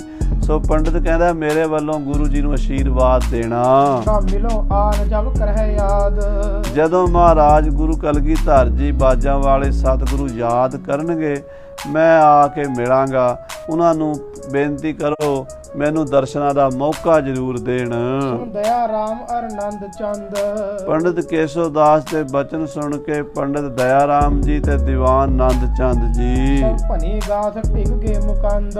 ਸਾਰੀ ਗੱਲ 10ਵੇਂ ਪਾਤਸ਼ਾਹ ਨੂੰ ਜਾ ਦੱਸੀ। ਕਹਿਓ ਫੇਰ ਸੁਧ ਲਿਓ ਸਰਬ। ਮਹਾਰਾਜ ਨੇ ਫੇਰ ਆਖਿਆ ਕਿ ਦਇਆ ਰਾਮ ਜੀ, ਨੰਦ ਚੰਦ ਜੀ, ਤੁਸੀਂ ਪੰਡਤ ਕੇਸਵ ਦਾਸ ਦੀ ਖਬਰਸਾਰ ਲੈਂਦੇ ਰਹਿਣਾ। ਉਹਨਾਂ ਨੂੰ ਜਾ ਕੇ ਪੁੱਛੋ ਵੀ ਕੋਈ ਖਾਸ ਛਕਣ ਵਾਸਤੇ ਪਦਾਰਥ ਬਣਾਉਣਾ, ਰਹਿਣ ਵਾਸਤੇ ਕਿੱਦਾਂ ਦਾ ਤੁਹਾਨੂੰ ਬੰਦੋਬਸਤ ਚਾਹੀਦਾ, ਜੋ ਵੀ ਕਹਿਣ ਉਹ ਉੱਦਾਂ ਦਾ ਬੰਦੋਬਸਤ ਕਰਕੇ ਦਿਓ। ਵਿਦਿਆ ਗੁਣੀ ਕਹਿ ਹੋਤ ਗਰਬ। ਕਿਉਂਕਿ ਜਿਹੜੇ ਵਿਦਵਾਨ ਲੋਕ ਹੁੰਦੇ ਨੇ, ਗੁਣੀ ਲੋਕ ਹੁੰਦੇ ਨੇ ਨਾ, ਇਹਨਾਂ 'ਚ ਵਿਦਿਆ ਦਾ ਮਾਣ ਵੀ ਹੁੰਦਾ, ਗਰਬ ਹੁੰਦਾ, ਹੰਕਾਰ ਹੁੰਦਾ, ਤੇ ਜੇਕਰ ਇਹਨਾਂ ਦਾ ਮਾਣ ਨਾ ਕਰੀਏ ਤੇ ਫਿਰ ਰੁੱਸ ਜਾਂਦੇ ਆ। ਬੜੀ ਛੇਤੀ ਇਹਨਾਂ ਦਾ ਜਿਹੜਾ ਪਾਰਾ ਹਾਈ ਹੋ ਜਾਂਦਾ, ਖਾਸ ਕਰਕੇ ਪੰਡਤਾਂ ਦਾ, ਕਾਸ਼ੀ ਤੋਂ ਪੜ੍ਹੇ ਹੋਏ ਲੋਕਾਂ ਦਾ ਮਾਣ ਹੰਕਾਰ ਵੀ ਬੜਾ ਸਿਖਰ ਤੇ ਹੁੰਦਾ। ਮਹਾਰਾਜ ਕਹਿੰਦੇ ਇਹਨਾਂ ਦੇ ਨਾਲ ਉੱਦਾਂ ਹੀ ਵਰਤਣਾ ਪੈਂਦਾ। ਦੇਖੋ ਸ੍ਰੀ ਗੁਰੂ ਗੋਬਿੰਦ ਸਿੰਘ ਸਾਹਿਬ ਕਲਗੀਆਂ ਵਾਲੇ ਪਾਤਸ਼ਾਹ ਦੀ ਸਰਬੱਗਤਾ ਕਿੰਨੀ ਹੈ, ਕਿੰਨੀ ਬਰੀਕੀ ਨਾਲ ਹਰ ਗੱਲ ਨੂੰ ਨੋਟ ਕਰਦੇ ਆ ਸਾਧ ਸੰਗਤ ਜੀ। ਸਾਡੇ ਵਰਗੇ ਮੋਟੇ ਦਿਮਾਗ ਵਾਲਿਆਂ ਨੂੰ ਇਹ ਗੱਲਾਂ ਨਹੀਂ ਯਾਦ ਰਹਿੰਦੀਆਂ। ਬਾਜਾਂ ਵਾਲੇ ਸਤਿਗੁਰੂ ਕਹਿ ਰਹੇ ਵੀ ਜਿਹੜੇ ਗੁਣੀ ਹੁੰਦੇ ਆ, ਵਿਦਵਾਨ ਹੁੰਦੇ ਆ, ਇਹਨਾਂ 'ਚ ਉਹਦਾ ਮਾਣ ਵੀ ਹੁੰਦਾ, ਤੇ ਜੇ ਮਾਣ ਹੁੰਦਾ ਤੇ ਫਿਰ ਉਹ ਮਾਣ ਨਾ ਕੋਈ ਕਾਇਮ ਰੱਖੇ ਤਾਂ ਫਿਰ ਇਹ ਰੁੱਸ ਜਾਂਦੇ ਆ। ਇਸ ਕਰਕੇ ਪੰਡਤਾਂ ਦਾ, ਵਿਦਵਾਨਾਂ ਦਾ, ਰਾਗੀਆਂ, ਢਾਡੀਆਂ, ਗੁਣੀਆਂ, ਗਿਆਨੀਆਂ ਦਾ ਸਨਮਾਨ ਚਾਹੀਦਾ ਹੈ। ਤੇ ਸਾਧ ਸੰਗਤ ਜੀ, ਐਸਾ ਵੀ ਵਿਦਵਾਨਾਂ ਨੇ ਲਿਖਿਆ ਵੀ ਜਿਹੜੇ ਤਾਂ ਉੱਤਮ ਗੁਣੀ ਹੁੰਦੇ ਨੇ ਉਹ ਤਾਂ ਸਿਰਫ ਮਾਣ ਹੀ ਚਾਹੁੰਦੇ ਨੇ, ਜਿਹੜੇ ਮੱਧਮ ਹੁੰਦੇ ਨੇ ਮਾਣ ਦੇ ਨਾਲ ਪੈਸਾ ਵੀ ਚਾਹੁੰਦੇ ਨੇ, ਜਿਹੜੇ ਥੱਲੇ ਤੀਜੇ ਦਰਜੇ ਵਾਲੇ ਹੁੰਦੇ ਨੇ ਸਿਰਫ ਪੈਸਾ ਹੀ ਚਾਹੁੰਦੇ ਨੇ, ਮਾਣ ਮੂਣ ਦੀ ਉਹਨਾਂ ਨੂੰ ਕੋਈ ਨਹੀਂ ਹੁੰਦੀ। ਪਰ ਜਿਹੜੇ ਉੱਤਮ ਪੁਰਸ਼ ਹੁੰਦੇ ਨੇ, ਉੱਤਮ ਮਾਣ ਸਤਿਕਾਰ ਨਾਲ ਕੋਈ ਬੁਲਾ ਦੇਵੇ, ਕੋਈ ਭਾਵੇਂ ਫੋਕਾ ਪਾਣੀ ਪਿਆ ਦੇਵੇ, ਆਓ ਪੰਡਿਤ ਜੀ ਬੈਠੋ, ਜੀ ਆਇਆਂ ਨੂੰ, ਉਹ ਬੰਦੇ ਜਿਹੜੇ ਚੰਗੇ ਹੁੰਦੇ ਨੇ, ਉੱਤਮ ਪੁਰਸ਼ ਹੁੰਦੇ ਨੇ, ਉਹ ਕਹਿੰਦੇ ਵੀ ਇਹਨੇ ਸਾਡਾ ਸਤਿਕਾਰ ਕੀਤਾ, ਭਾਵੇਂ ਪਾਣੀ ਪਿਆ ਵਿਚਾਰਾ ਗਰੀਬ ਹੈ ਤਾਂ ਕੋਈ ਗੱਲ ਨਹੀਂ, ਪਰ ਉਹ ਤੇ ਖੁਸ਼ ਹੁੰਦੇ ਨੇ। ਤੇ ਜਿਹੜੇ ਹੁੰਦੇ ਨੇ ਮੱਧਮ ਦਰਜੇ ਦੇ, ਉਹ ਕਹਿੰਦੇ ਮਾਣ ਤਾਂ ਮਿਲਿਆ, ਨਾਲ ਕੁਝ ਧਨ ਵੀ ਮਿਲੇ ਨਾ ਫੇਰ ਗੱਲ ਬਣਨੀ ਹੈ, ਉਹ ਦੋਵੇਂ ਚਾਹੁੰਦੇ ਨੇ। ਤੇ ਜਿਹੜੇ ਤੀਜੇ ਦਰਜੇ ਦੇ ਹੁੰਦੇ ਨੇ, ਉਹ ਕਹਿੰਦੇ ਪੈਸੇ ਦਿਓ ਭਾਵੇਂ ਸਾਨੂੰ ਜੁੱਤੀਆਂ ਹੀ ਮਾਰ ਲਓ। ਸੋ ਸਾਧ ਸੰਗਤ ਜੀ, ਅਸਲ ਜਿਹੜੇ ਗੁਣੀ ਹੁੰਦੇ ਨੇ ਨਾ, ਉਹਨਾਂ ਦੇ ਵਿੱਚ ਇਹ ਗੱਲ ਹੁੰਦੀ, ਉਹ ਮਾਣ ਚਾਹੁੰਦੇ ਨੇ। ਮਹਾਰਾਜ ਕਹਿੰਦੇ ਇਹ ਵਿਦਵਾਨ ਲੋਕ ਨੇ, ਇਹ ਗੁਣੀ ਲੋਕ ਨੇ, ਇਹਨਾਂ ਦਾ ਸਤਿਕਾਰ ਕਰਨਾ ਬਣਦਾ ਹੈ। ਸੁਣ ਕੇ ਦੀਵਾਨ ਸਭ ਕੁਝ ਪਹੁੰਚਾਏ। ਇਹ ਸੁਣ ਕੇ ਪੰਡਿਤ ਦਇਆ ਰਾਮ ਜੀ ਤੇ ਦੀਵਾਨ ਆਨੰਦ ਚੰਦ ਜੀ ਨੇ ਸਾਰਾ ਸਾਜੋ ਸਮਾਨ ਕੇਸ਼ਵ ਦਾਸ ਦਾ ਸ਼ਹੀਦੀ ਬਾਗ ਵਿੱਚ ਹੀ ਭੇਜ ਦਿੱਤਾ। ਵਾਂਛਤ ਜੇ ਵਸਤ ਜੋ ਜੋ ਬਤਾਏ। ਜਿਹੜੀਆਂ ਜਿਹੜੀਆਂ ਚੀਜ਼ਾਂ ਉਹਨੂੰ ਚਾਹੀਦੀਆਂ ਸਨ ਉਹ ਪਹੁੰਚਾ ਦਿੱਤੀਆਂ। ਦਿਨ ਗਇਓ ਬੀਤ ਰਹਿ ਜਾਮ ਏਕ। ਕਹਿੰਦੇ ਦਿਨ ਸਾਰਾ ਬੀਤ ਗਿਆ ਤੇ ਸ਼ਾਮ ਦਾ ਟਾਈਮ ਹੋ ਗਿਆ, 4 ਵੱਜ ਗਏ, ਇੱਕ ਪਹਿਰ ਦਿਨ ਬਾਕੀ ਰਹਿ ਗਿਆ। ਕੁਛ ਕਰ ਆਰਾਮ ਸਾਗਰ ਵਿਵੇਕ। ਵਿਵੇਕ ਦੇ ਸਮੁੰਦਰ ਕਲਗੀਆਂ ਵਾਲੇ ਪਾਤਸ਼ਾਹ ਦੁਪਹਿਰ ਕੁਝ ਸਮਾਂ ਆਰਾਮ ਕਰਿਆ ਕਰਦੇ ਸਨ, ਘੰਟਾ ਅੱਧਾ ਘੰਟਾ ਸੁੱਖ ਲੈਂਦੇ ਸਨ। ਸੁੱਖਾ ਅਫੀਮ ਛਕ ਸੋਚ ਠਾਨ। ਤੀਜੇ ਪਹਿਰ ਦੀਆਂ ਦੇਗਾਂ ਛਕ ਕੇ ਤੇ ਸੋਚਾ ਚਾਰ ਕੀਤਾ ਹੈ। ਕਾਲ ਬਹਰ ਕਰ ਕੈ ਇਸ਼ਨਾਨ। ਫਿਰ ਇਸ਼ਨਾਨ ਕੀਤਾ ਸਤਿਗੁਰੂ ਜੀ ਨੇ ਦੁਪਹਿਰ ਤੋਂ ਬਾਅਦ। ਤਨ ਬਸਤਰ ਸ਼ਸਤਰ ਕੋ ਪਹਿਰ ਲੀਨ। ਫਿਰ ਨਵੇਂ ਬਸਤਰ ਸ਼ਸਤਰ ਪਹਿਨੇ ਹਨ।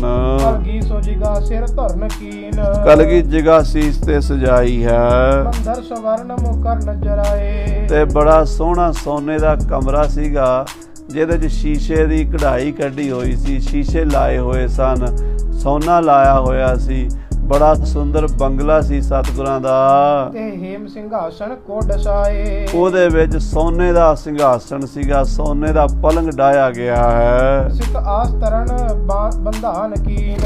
ਤੇ ਚਿੱਟਾ ਬਿਸਤਰਾ ਉੱਤੇ ਵਿਛਾ ਕੇ ਤੇ ਉਹਨੂੰ ਕੱਸ ਕੇ ਲੜੀਆਂ ਉਹਦੀਆਂ ਖਿੱਚ ਕੇ ਤਣਕੀਆਂ ਤੇ ਬਿਸਤਰਾ ਸਾਫ ਸੁਥਰਾ ਤਿਆਰ ਕੀਤਾ ਪਾਤਸ਼ਾਹ ਵਾਸਤੇ।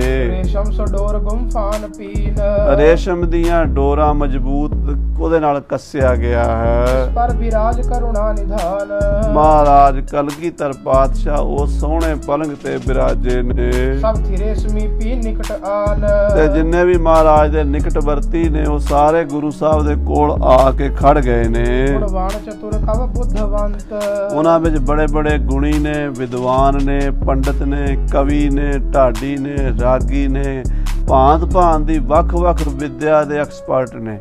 ਕੋਈ ਸ਼ਾਸਤਰ ਵਿਦਿਆ ਦਾ ਹੈ, ਕੋਈ ਸ਼ਸਤਰ ਵਿਦਿਆ ਦਾ ਹੈ, ਕੋਈ ਸੰਗੀਤ ਵਿਦਿਆ ਦਾ ਹੈ, ਕੋਈ ਕਾਵ ਵਿਦਿਆ ਦਾ ਹੈ, ਕੋਈ ਨਿਰੁਕਤ ਦਾ ਹੈ।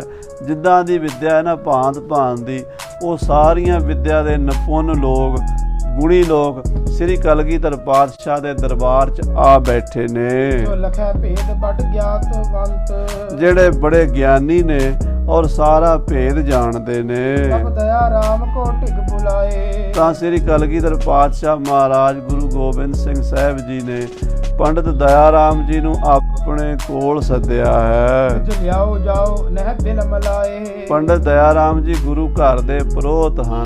ਸਤਿਗੁਰੂ ਜੀ ਨੇ ਕਿਹਾ ਪੰਡਿਤ ਦਇਆ ਰਾਮ ਜੀ ਤੁਸੀਂ ਜਾਓ ਤੇ ਕੇਸ਼ਵ ਦਾਸ ਪੰਡਿਤ ਨੂੰ ਬੜੇ ਸਤਿਕਾਰ ਨਾਲ ਲੈ ਕੇ ਆਓ। ਹੁਕਮ ਗਇਓ ਅਸਵਾਰ ਹੋਏ।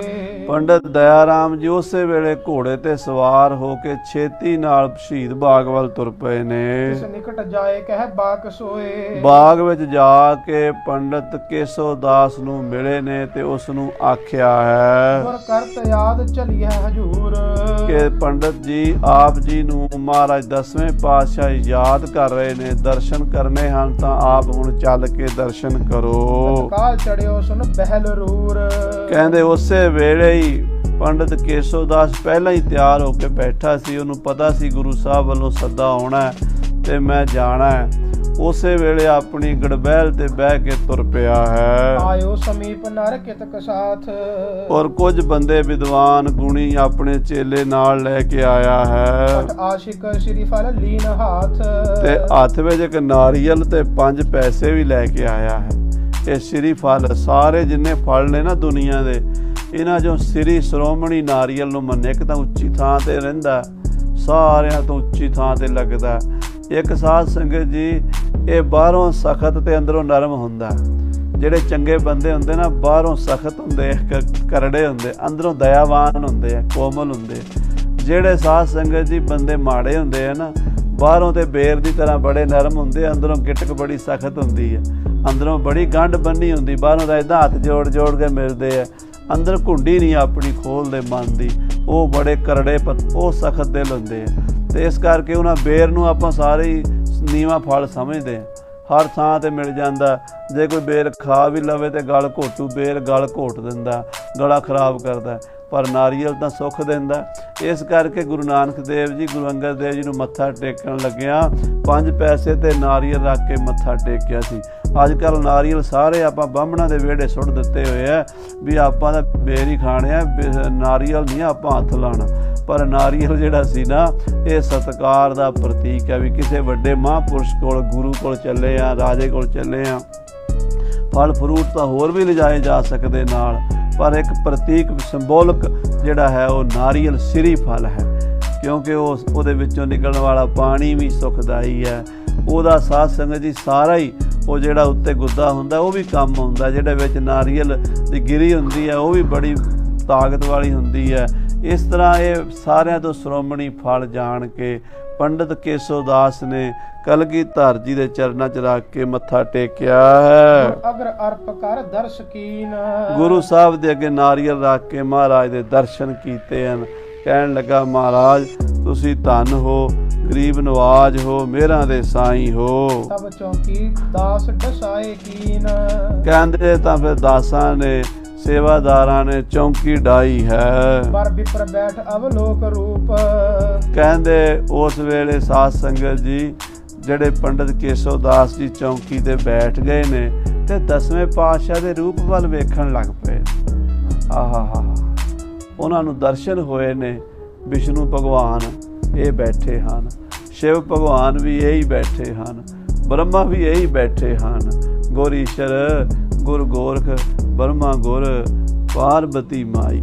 ਆ ਗੁਰੂ ਹੀ ਸ਼ਿਵ ਜੀ ਹੈ, ਗੁਰੂ ਹੀ ਬ੍ਰਹਮਾ ਹੈ, ਗੁਰੂ ਹੀ ਵਿਸ਼ਨੂੰ ਹੈ ਤੇ ਗੁਰੂ ਹੀ ਸ਼ਕਤੀ ਹੈ, ਗੁਰੂ ਹੀ ਲక్ష్ਮੀ ਹੈ, ਗੁਰੂ ਹੀ ਸਰਸਤੀ ਹੈ। ਆਖੋ ਸਤਨਾਮ ਸ੍ਰੀ ਗੁਰ ਜੈਸਾ ਨਾਹੀ ਕੋ ਦੇਵ, ਗੁਰੂ ਵਰਗਾ ਕੋਈ ਵੀ ਨਹੀਂ, ਸਭ ਤੇ ਵੱਡ ਸਮਰੱਥ ਗੁਰਦੇਵ। ਆਹਾ, ਬਾਜਾਂ ਵਾਲੇ ਪਾਤਸ਼ਾਹ, ਸਰਬ ਸ਼੍ਰੋਮਣੀ ਅਵਤਾਰ ਕਲਯੁਗ ਦੇ ਵਿੱਚ ਜਿੰਨੇ ਵੀ ਅਵਤਾਰ ਸ੍ਰਿਸ਼ਟੀ 'ਚ ਪਹਿਲਾਂ ਹੋਏ ਸਾਰਿਆਂ ਨੂੰ ਨਮਸਕਾਰ ਹੈ। ਪਰ ਬਾਜਾਂ ਵਾਲੇ ਸਤਿਗੁਰੂ ਕਲਗੀਧਰ ਪਾਤਸ਼ਾਹ ਦੀ ਰੀਸ ਕੋਈ ਨਹੀਂ। ਸਭ ਤੋਂ ਸੋਹਣੇ ਸੁਲਤਾਨ ਬਾਜਾਂ ਵਾਲੇ ਪਾਤਸ਼ਾਹ ਚੌਂਕੀ ਤੇ ਬੈਠੇ, ਤਖਤ ਤੇ ਬੈਠੇ ਨੇ, ਪਲੰਘੇ ਤੇ ਸਜੇ ਨੇ ਤੇ ਸਾਹਮਣੇ ਕੇਸੋ ਦਾਸ ਚੌਂਕੀ ਤੇ ਬੈਠ ਗਿਆ ਹੈ ਤੇ ਪਾਤਸ਼ਾਹ ਦਾ ਸੁੰਦਰ ਸਰੂਪ ਵੇਖ ਰਿਹਾ ਹੈ। ਮਨ ਮੋਹਨ ਕ੍ਰਿਸ਼ਨ ਕੇ ਤਨ ਅਨੂਪ, ਇੰਨਾ ਸੋਹਣਾ, ਇੰਨਾ ਸੋਹਣਾ ਨੱਕ ਹੈ, ਇੰਨੀਆਂ ਸੋਹਣੀਆਂ ਅੱਖਾਂ ਨੇ, ਇੰਨਾ ਚੌੜਾ ਮੱਥਾ ਹੈ, ਇੰਨੀ ਸੁੰਦਰਤਾ ਹੈ। ਆਹਾ, ਦੇਖ ਦੇਖ ਕੇ ਨਾ ਮਨ ਮੋਹਿਆ ਗਿਆ। ਕਹਿਣ ਲੱਗਾ, ਕ੍ਰਿਸ਼ਨ ਭਗਵਾਨ ਦੇ ਬਾਰੇ ਪੜ੍ਹਿਆ ਸੀ ਗ੍ਰੰਥਾਂ 'ਚ ਵੀ ਸੋਹਣੇ ਬੜੇ ਹੋਏ ਨੇ, ਪਰ ਆਹ ਤਾਂ ਕ੍ਰਿਸ਼ਨ ਤੋਂ ਵੀ ਸੋਹਣੇ ਨੇ। ਕੈਸੇ ਸੁੰਦਰ ਸਰੂਪ ਨੇ। ਜਿਮ ਕਹਿਓ ਪੁਰਾਣਨ ਮਹਿ ਸੁਭਾਏ, ਜਿਵੇਂ ਭਗਵਾਨ ਦਾ ਸਰੂਪ ਦੱਸਿਆ ਪੁਰਾਣਾਂ ਦੇ ਵਿੱਚ ਵੀ ਭਗਵਾਨ ਦੇ ਈਸ਼ਵਰ ਅਵਤਾਰ ਦੇ ਆਹ ਲੱਛਣ ਹੁੰਦੇ ਨੇ। ਉਹਦੀ ਚਿਹਰੇ ਦੀ ਆਕ੍ਰਿਤੀ ਵੀ, ਉਹਦੇ ਚਿਹਰੇ ਦੇ ਆਲੇ ਦੁਆਲੇ ਔਰਾ ਬੜਾ ਕਮਾਲ ਦਾ ਹੁੰਦਾ। ਉਹਦੇ ਬਚਨਾਂ ਵਿੱਚ ਬੜੀ ਸੱਤਿਆ ਹੁੰਦੀ ਹੈ। ਉਹਦੇ ਨੇਤਰਾਂ ਵਿੱਚ ਸੂਰਬੀਰਤਾ ਵੀ ਹੁੰਦੀ ਹੈ। ਉਹਦੇ ਨੇਤਰਾਂ ਵਿੱਚ ਲਾਜ ਵੀ ਹੁੰਦੀ ਹੈ, ਦਇਆ ਵੀ ਹੁੰਦੀ ਹੈ, ਕਰੁਣਾ ਵੀ ਹੁੰਦੀ ਹੈ। ਉਹ ਸਾਰੇ ਭਾਵ ਵਿਦਵਾਨ ਕੇਸੋ ਦਾਸ ਪਰਖ ਰਿਹਾ ਹੈ, ਕਿਉਂਕਿ ਅੰਮ੍ਰਿਤ ਰਸ ਵਿਦਵਾਨ ਕੋ ਜਾਣਤ ਇੱਕ ਵਿਦਵਾਨ, ਇੱਕ ਵਿਦਵਾਨ ਹੀ ਵਿਦਵਾਨ ਦੀ ਕਦਰ ਜਾਣ ਸਕਦਾ।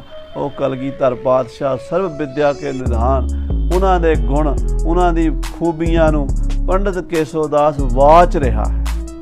ਧਿਆਨ ਨਾਲ ਦੇਖ ਰਿਹਾ ਚਿਹਰੇ ਵੱਲ ਵੀ ਮੈਂ ਸੁਣਿਆ ਸੀ ਜੋ, ਉਸ ਤੋਂ ਵੱਧ ਕੇ ਵੇਖਿਆ। ਜੈਸਾ ਸਤਿਗੁਰ ਸੁਣੀਦਾ ਤੈਸੋ ਹੀ ਮੈਂ ਢੀਠ, ਵਿਛੜਿਆ ਮੇਲੇ ਪ੍ਰਭੂ ਹਰ ਦਰਗਾਹ ਕਾ ਬਸੀਠ। ਐਸੇ ਸੁੰਦਰ ਸੋਭਾ ਵਾਲੇ ਸਤਿਗੁਰੂ ਹਨ। ਸੁੰਦਰ ਤਨ ਗੁਣ ਜਤ ਸੁਹਾਏ, ਸੋਹਣੇ ਗੁਣਾਂ ਦੇ ਨਾਲ ਸੁੰਦਰਤਾ ਦੇ ਪੁੰਜ ਬੈਠੇ ਹਨ। ਆਕਰਖ ਸੁਚਿਤ ਪਰ ਬਸਹਿ ਲੇਕ, ਤੇ ਗੁਰੂ ਕਲਗੀਧਰ ਪਾਤਸ਼ਾਹ ਦੇ ਦਰਸ਼ਨ ਕਰਦੇ ਕਰਦੇ ਕਰਦੇ ਕਰਦੇ ਕਰਦੇ ਕੇਸੋ ਦਾਸ ਨੂੰ ਆਪਣਾ ਆਪ ਭੁੱਲ ਗਿਆ। ਦਰਸ਼ਨ ਦੇਖਤ ਹੀ ਸੁਧ ਕੀ ਨਾ ਸੁਧ ਰਹੀ, बुद्ध की न बुद्ध रही, मत में न मत है।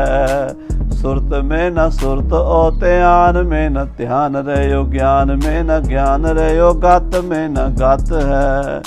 ऐसी विषम विनोदी अवस्था बन गई। गुर को समरथ लख बल निकेत। ਤੇ ਸੱਚੇ ਪਾਤਸ਼ਾਹ ਮਹਾਰਾਜ ਦਾ ਬਲ ਵੀ ਵੇਖਿਆ, ਸ਼ਕਤੀ ਵੀ ਵੇਖੀ, ਰੂਹਾਨੀਅਤ ਵੇਖੀ ਵੀ ਇਹ ਤਾਂ ਸ਼ਕਤੀਆਂ ਦੇ ਭੰਡਾਰ ਭਰੇ ਪਏ ਨੇ, ਇਹ ਤਾਂ ਬਲ ਦੇ ਖਜ਼ਾਨੇ ਨੇ। ਮਹਾਰਾਜ ਦੇ ਸਰੀਰ ਦੀ ਆਕਿਰਤੀ ਵੀ ਬਲੀਆਂ ਵਾਲੀ ਸੀ, ਆ ਡੌਲਿਆਂ ਦੀ, ਮੋਢਿਆਂ ਦੀ, ਛਾਤੀ ਦੀ, ਪੱਟਾਂ ਦੀ, ਪਿੰਨੀਆਂ ਦੀ ਸਾਰੀ ਬਨਾਵਟ ਐਸੀ ਸੀ, ਇੱਕ ਇੱਕ ਅੰਗ ਵੱਖਰਾ ਵੱਖਰਾ ਸੀ। ਇੰਨੀ ਮਿਹਨਤ ਕਰਕੇ ਜਿਵੇਂ ਆ ਬਾਡੀ ਬਿਲਡਰ ਤਾਂ ਸਰੀਰ ਬਣਾਉਂਦੇ ਨੇ, ਤੇ ਪਰ ਮਹਾਰਾਜ ਸੱਚੇ ਪਾਤਸ਼ਾਹ ਤਾਂ ਧੁਰ ਤੋਂ ਬੜੇ ਬਣਾਏ ਆਏ ਸਨ। ਐਸੀ ਸੁੰਦਰਤਾ ਸੀ, ਸਾਰੇ ਗੁਣ 16 ਸ਼ਿੰਗਾਰ, 32 ਲੱਛਣ, 64 ਕਲਾ, ਉਹ ਸਾਰੀਆਂ ਹੀ ਗੁਰੂ ਦੇ ਵਿੱਚ ਮੌਜੂਦ ਸਨ। ਤਬ ਦਇਆ ਸਿੰਧ ਬੂਝਿਓ ਸੋ ਪਾਵਨ। ਤਾਂ ਉਸ ਵੇਲੇ ਦਇਆ ਦੇ ਸਮੁੰਦਰ ਸ੍ਰੀ ਕਲਗੀਧਰ ਪਾਤਸ਼ਾਹ ਮਹਾਰਾਜ ਗੁਰੂ ਗੋਬਿੰਦ ਸਿੰਘ ਜੀ ਪੰਡਿਤ ਕੇਸਵ ਦਾਸ ਦੀ ਮਨੋਦਸ਼ਾ ਜਾਣ ਗਏ ਵੀ ਇਹ ਤਾਂ ਹੁਣ ਸੁੱਧ ਪੁੱਤ ਗਵਾ ਬੈਠੇ, ਇਹਨਾਂ ਦੇ ਬੋਲਣਾ ਹੀ ਨਹੀਂ, ਕੀ ਬੋਲਣਗੇ? ਕਿਉਂਕਿ ਜਦੋਂ ਬਿਸਮ ਬਿਸਮ ਬਿਸਮ ਹੀ ਪਈ ਹੈ, ਲਾਲ ਗੁਲਾਲ ਰੰਗਾਰੇ, ਕਹੋ ਨਾਨਕ ਸੰਤਨ ਰਸ ਆਈ ਹੈ, ਜਿਉਂ ਚਾਕ ਗੂੰਗਾ ਮੁਸ਼ਕਾਰੇ। ਤਾਂ ਮਹਾਰਾਜ ਆਪ ਪੁੱਛਦੇ ਹਨ, ਬੋਲੇ ਹਨ ਕਲਗੀਧਰ ਜੀ, ਦਿਜਜੂ ਕਹੋ ਤੁਮ ਇਸ਼ਟ ਕੌਣ। ਮਹਾਰਾਜ ਕਹਿੰਦੇ ਪੰਡਿਤ ਜੀ ਦੱਸੋ ਤੁਸੀਂ ਕਿਹੜੇ ਇਸ਼ਟ ਨੂੰ ਮੰਨਦੇ ਹੋ? ਸਾਧ ਸੰਗਤ ਜੀ, ਇਸ਼ਟ ਆਪੋ ਆਪਣਾ ਹੁੰਦਾ, ਇਸ਼ਟ ਕਿਸੇ ਦਾ ਬਦਲਿਆ ਵੀ ਨਹੀਂ ਜਾ ਸਕਦਾ। ਕੋਈ ਦੇਵੀ ਨੂੰ ਮੰਨੇ, ਕੋਈ ਗਣੇਸ਼ ਨੂੰ ਇਸ਼ਟ ਮੰਨੇ, ਕੋਈ ਹਨੂਮਾਨ ਜੀ ਨੂੰ ਮੰਨੇ, ਕੋਈ ਸ਼ਿਵ ਜੀ ਭਗਵਾਨ ਦਾ ਪੁਜਾਰੀ ਹੈ, ਕੋਈ ਰਾਮਚੰਦਰ ਜੀ ਨੂੰ ਇਸ਼ਟ ਮੰਨਦਾ ਹੈ, ਕੋਈ ਕ੍ਰਿਸ਼ਨ ਭਗਵਾਨ ਨੂੰ ਮੰਨਦਾ, ਕੋਈ ਰਾਧਾ ਜੀ ਨੂੰ ਮੰਨਦਾ, ਕੋਈ ਰੁਕਮਣੀ ਰਾਧਾ ਕ੍ਰਿਸ਼ਨ ਨੂੰ ਮੰਨਦਾ। ਵੱਖਰੀ ਵੱਖਰੀ ਇਹ ਪੱਧਤੀਆਂ ਹਨ, ਇਹ ਮਨੋਦਸ਼ਾ ਹੁੰਦੀ ਹੈ। ਉਹ ਜਿੱਥੇ ਬਿਰਤੀ ਟਿਕਦੀ ਹੈ ਨਾ, ਉਹ ਆਪਣਾ ਇਸ਼ਟ ਬਣਦਾ ਹੈ। ਇਸ ਵਿਸ਼ੇ ਤੇ ਬਹੁਤ ਜਿਹੜੇ ਸਾਧਕ ਹਨ, ਮਹਾਂਪੁਰਸ਼, ਉਹ ਜਾਣਦੇ ਹਨ, ਸਾਨੂੰ ਵੀ ਇੰਨਾ ਪਤਾ ਨਹੀਂ। ਪਰ ਮਹਾਰਾਜ ਕਲਗੀਧਰ ਪਾਤਸ਼ਾਹ ਪੰਡਿਤ ਕੇਸਵ ਦਾਸ ਨੂੰ ਪੁੱਛਦੇ, ਪੰਡਿਤ ਜੀ ਤੁਹਾਡਾ ਇਸ਼ਟ ਕੌਣ ਹੈ? ਇਹ ਕੋ ਆਰਾਧ ਸੇਵਤ ਮਹਾਨ। ਕਿਹਦੀ ਆਰਾਧਨਾ ਕਰਦੇ ਹੋ? ਕਿਉਂਕਿ ਪਰਮੇਸ਼ਰ ਤਾਂ ਇੱਕੋ ਹੀ ਹੈ, ਪਰ ਕੋਈ ਨਾ ਕੋਈ ਪ੍ਰਤੀਕ ਬਣਨ। ਜਿਵੇਂ ਆਪਾਂ ਗੁਰੂ ਕੇ ਸਿੱਖਿਆ ਨਾ, ਸਾਨੂੰ ਧਿਆਨ ਕਿਹਦਾ ਕਰਨਾ ਚਾਹੀਦਾ ਸਾਧ ਸੰਗਤ ਜੀ? 10 ਗੁਰੂ ਸਾਹਿਬਾਨ, ਸ੍ਰੀ ਗੁਰੂ ਗ੍ਰੰਥ ਸਾਹਿਬ ਮਹਾਰਾਜ, ਗੁਰੂ ਕੇ ਨਿਸ਼ਾਨਾ, ਸਰੋਵਰਾਂ, ਜੋੜ ਮੇਲੇ, ਅਰਦਾਸ ਚ ਆਪਾਂ ਇਹੀ ਕਰਦੇ ਹਾਂ। ਪਹਿਲਾਂ ਪ੍ਰਥਮ ਭਗਉਤੀ ਸਿਮਰ ਕੈ, ਗੁਰੂ ਨਾਨਕ ਲਈ ਧਿਆਏ। ਆਦਿ ਸ਼ਕਤੀ ਅਕਾਲ ਪੁਰਖ ਵਾਹਿਗੁਰੂ ਨਿਰੰਕਾਰ ਨੂੰ ਚੇਤੇ ਕਰਨ ਤੋਂ ਬਾਅਦ ਫਿਰ ਆਪਾਂ 10 ਪਾਤਸ਼ਾਹੀਆਂ ਨੂੰ, ਫਿਰ ਗੁਰੂ ਗ੍ਰੰਥ ਸਾਹਿਬ ਮਹਾਰਾਜ ਨੂੰ, 5 ਪਿਆਰਿਆਂ ਨੂੰ, 4 ਸਾਹਿਬਜ਼ਾਦਿਆਂ ਨੂੰ, 40 ਮੁਕਤਿਆਂ ਨੂੰ, ਹਟੀਆਂ ਤਪੀਆਂ ਸ਼ਹੀਦਾਂ ਮੁਰੀਦਾਂ ਨੂੰ ਯਾਦ ਕਰਦੇ ਹਾਂ, 5 ਤਖਤਾਂ ਨੂੰ ਯਾਦ ਕਰਦੇ ਹਾਂ, ਗੁਰਧਾਮਾਂ ਨੂੰ ਯਾਦ ਕਰਦੇ ਹਾਂ। ਕਿਉਂ ਕਰਦੇ ਹਾਂ? ਕਿਉਂਕਿ ਸਾਡੇ ਇਸ਼ਟ ਦੇਵ ਦੇ ਸਾਰੇ ਸਥਾਨ ਨੇ, ਤੇ ਅਸੀਂ ਆਪਣੇ ਇਸ਼ਟ ਦੇਵ ਦਾ ਧਿਆਨ ਕਰਦੇ ਹਾਂ। ਧਿਆਨ ਧਰ ਕੇ ਬੋਲੋ ਜੀ ਵਾਹਿਗੁਰੂ। ਇਹ ਫਿਰ ਵਾਹਿਗੁਰੂ ਬੋਲ ਕੇ ਸਾਡੀ ਮੁਕਤੀ ਹੁੰਦੀ ਹੈ, ਕਲਿਆਣ ਹੁੰਦਾ ਹੈ। ਇਸ ਤਰ੍ਹਾਂ ਆਪਣੇ ਆਪਣੇ ਇਸ਼ਟ ਹੁੰਦੇ ਨੇ।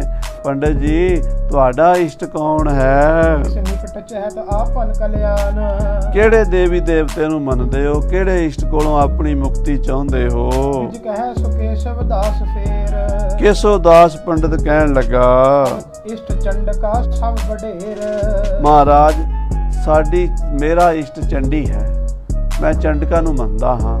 ਉਹ ਆਦਿ ਸ਼ਕਤੀ ਜਿਹੜੀ ਜੰਗਾਂ ਯੁੱਧਾਂ 'ਚ ਵੈਰੀਆਂ ਦਾ ਨਾਸ਼ ਕਰਦੀ ਹੈ, ਧਰਮ ਦਾ ਪ੍ਰਕਾਸ਼ ਕਰਦੀ ਹੈ। ਮੇਰਾ ਇਸ਼ਟ ਉਹ ਹੈ। ਇਹ ਨਿਕਟ ਜਾਚ ਤੇ ਦੇਵ ਸਰਬ। ਉਹ ਚੰਡੀ ਜਿਹਦੇ ਕੋਲ 33 ਕਰੋੜ ਦੇਵੀ ਦੇਵਤੇ ਮੰਗਦੇ ਹਨ। ਜਦੋਂ ਦੇਵਤੇ ਦੈਂਤਾਂ ਤੋਂ ਡਰ ਕੇ ਭੱਜ ਜਾਂਦੇ ਹਨ, ਤੇ ਉਸ ਵੇਲੇ ਫਿਰ ਉਹ ਚੰਡੀ ਕੋਲ ਹੀ ਜਾਂਦੇ ਆ ਕਿ ਮਾਤਾ ਸਾਡਾ ਤਾਂ ਰਾਜ ਖੁੱਸ ਗਿਆ, ਦੈਂਤਾਂ ਨੇ ਖੋਹ ਲਿਆ, ਫਿਰ ਤੂੰ ਸਾਡੀ ਸਹਾਇਤਾ ਕਰ।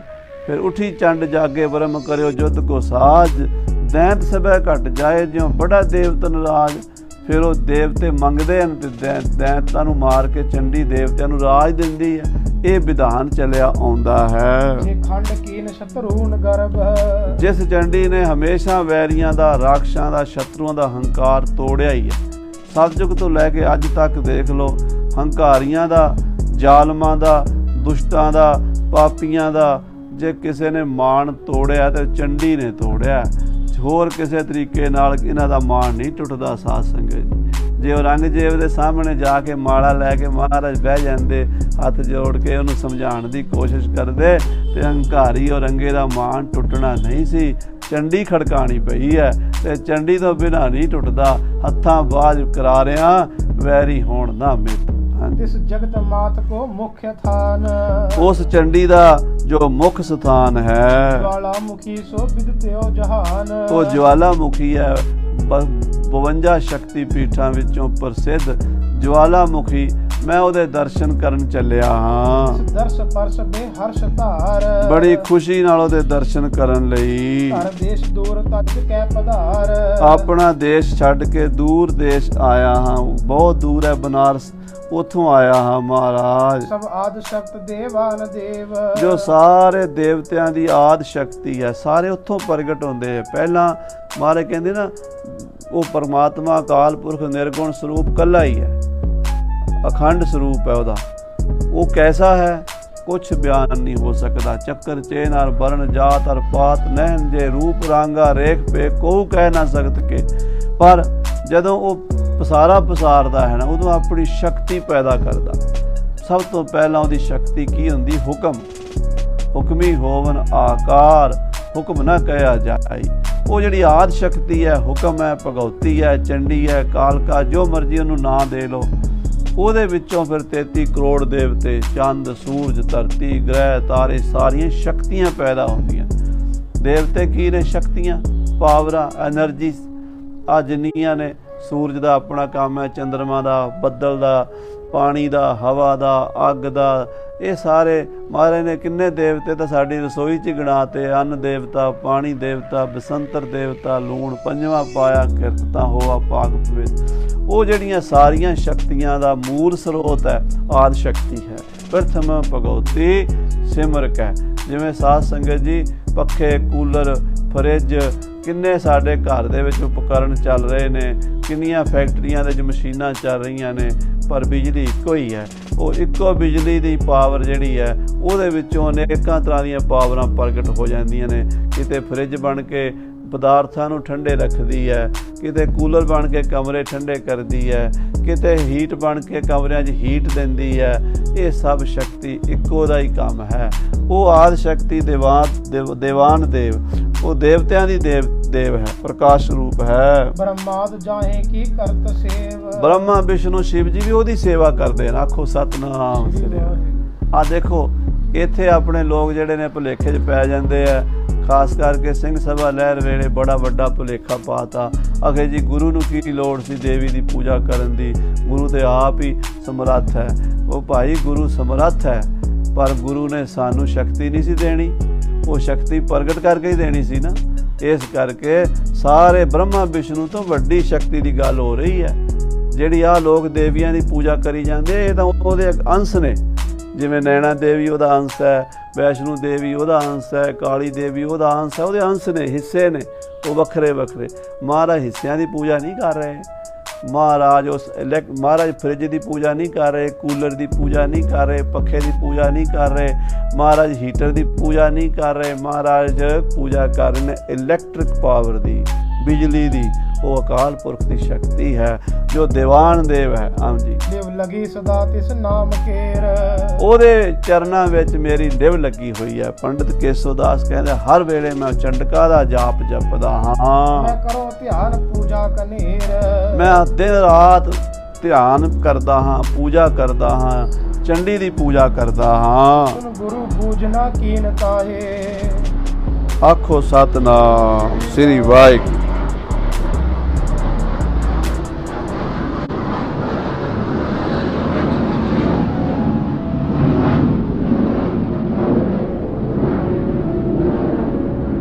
ਸਾਧ ਸੰਗਤ ਜੀ, ਆ ਵਿੱਚ ਜਹਾਜ਼ ਵੀ ਆ ਜਾਂਦੇ ਨੇ। ਅਸਲ ਵਿੱਚ ਇਹ ਵੀ ਚੰਡੀ ਦਾ ਹੀ ਰੂਪ ਹੁੰਦੇ ਨੇ। ਆਖੋ ਸਤਨਾਮ ਸ੍ਰੀ ਵਾਹਿਗੁਰੂ। ਇਸ ਕਰਕੇ ਇਹ ਵੀ ਮਹਾਰਾਜ ਦਾ ਹੁਕਮ ਮੰਨ ਕੇ ਸੁਣ ਲੈਣਾ।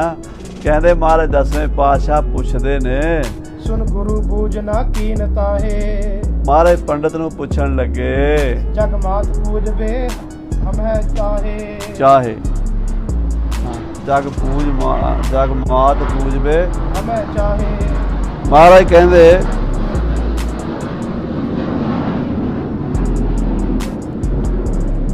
ਕਲਗੀਧਰ ਪਾਤਸ਼ਾਹ ਕਹਿੰਦੇ ਪੰਡਤ ਜੀ ਅਸੀਂ ਉਸ ਜਗਤ ਮਾਤ ਚੰਡਕਾ ਨੂੰ ਪੂਜਣਾ ਚਾਹੁੰਦੇ ਆ, ਅਸੀਂ ਉਹਦੀ ਪੂਜਾ ਕਰਕੇ ਉਹਨੂੰ ਪ੍ਰਗਟ ਕਰਨਾ ਚਾਹੁੰਦੇ ਆ, ਜਿਸ ਤੇ ਪ੍ਰਤੱਖ ਹੋਏ ਦਰਸ ਦੇ, ਜਿਸ ਤੋਂ ਪ੍ਰਤੱਖ ਹੋ ਕੇ ਦਰਸ਼ਨ ਦੇਵੇ। ਕਿਉਂਕਿ ਜਬਨਾ ਮਲੇਸ਼ਾ ਨੇ ਧਰਮ ਦਾ ਨਾਸ ਕਰ ਛੱਡਿਆ ਹੈ, ਸਾਰੇ ਪਾਸੇ ਅਧਰਮ ਦਾ ਪਾਪ ਦਾ ਡੰਕਾ ਵੱਜ ਰਿਹਾ ਹੈ, ਗਊ ਗਰੀਬ ਨੂੰ ਜ਼ਾਲਮ ਮਾਰ ਰਹੇ ਨੇ।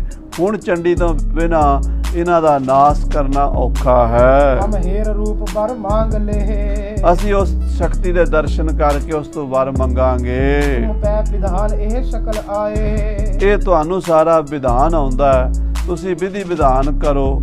ਅਸੀਂ ਅਕਾਲ ਪੁਰਖ ਦੀ ਸ਼ਕਤੀ ਨੂੰ ਪ੍ਰਗਟ ਕਰਕੇ ਵਰ ਮੰਗਾਂਗੇ। ਦੇ ਸ਼ਿਵਾ ਵਰ ਮੋਹਿ ਇਹ ਸ਼ੁਭ ਕਰਮਨ ਤੇ ਕਬਹੂ ਨਾ ਟਰੋ, ਨਾ ਟਰੋ ਅਰਸੋਂ ਜਬ ਜਾਏ ਲਰੋ, ਨਿਸ਼ਚੈ ਕਰ ਆਪਣੀ ਜੀਤ ਕਰੋ।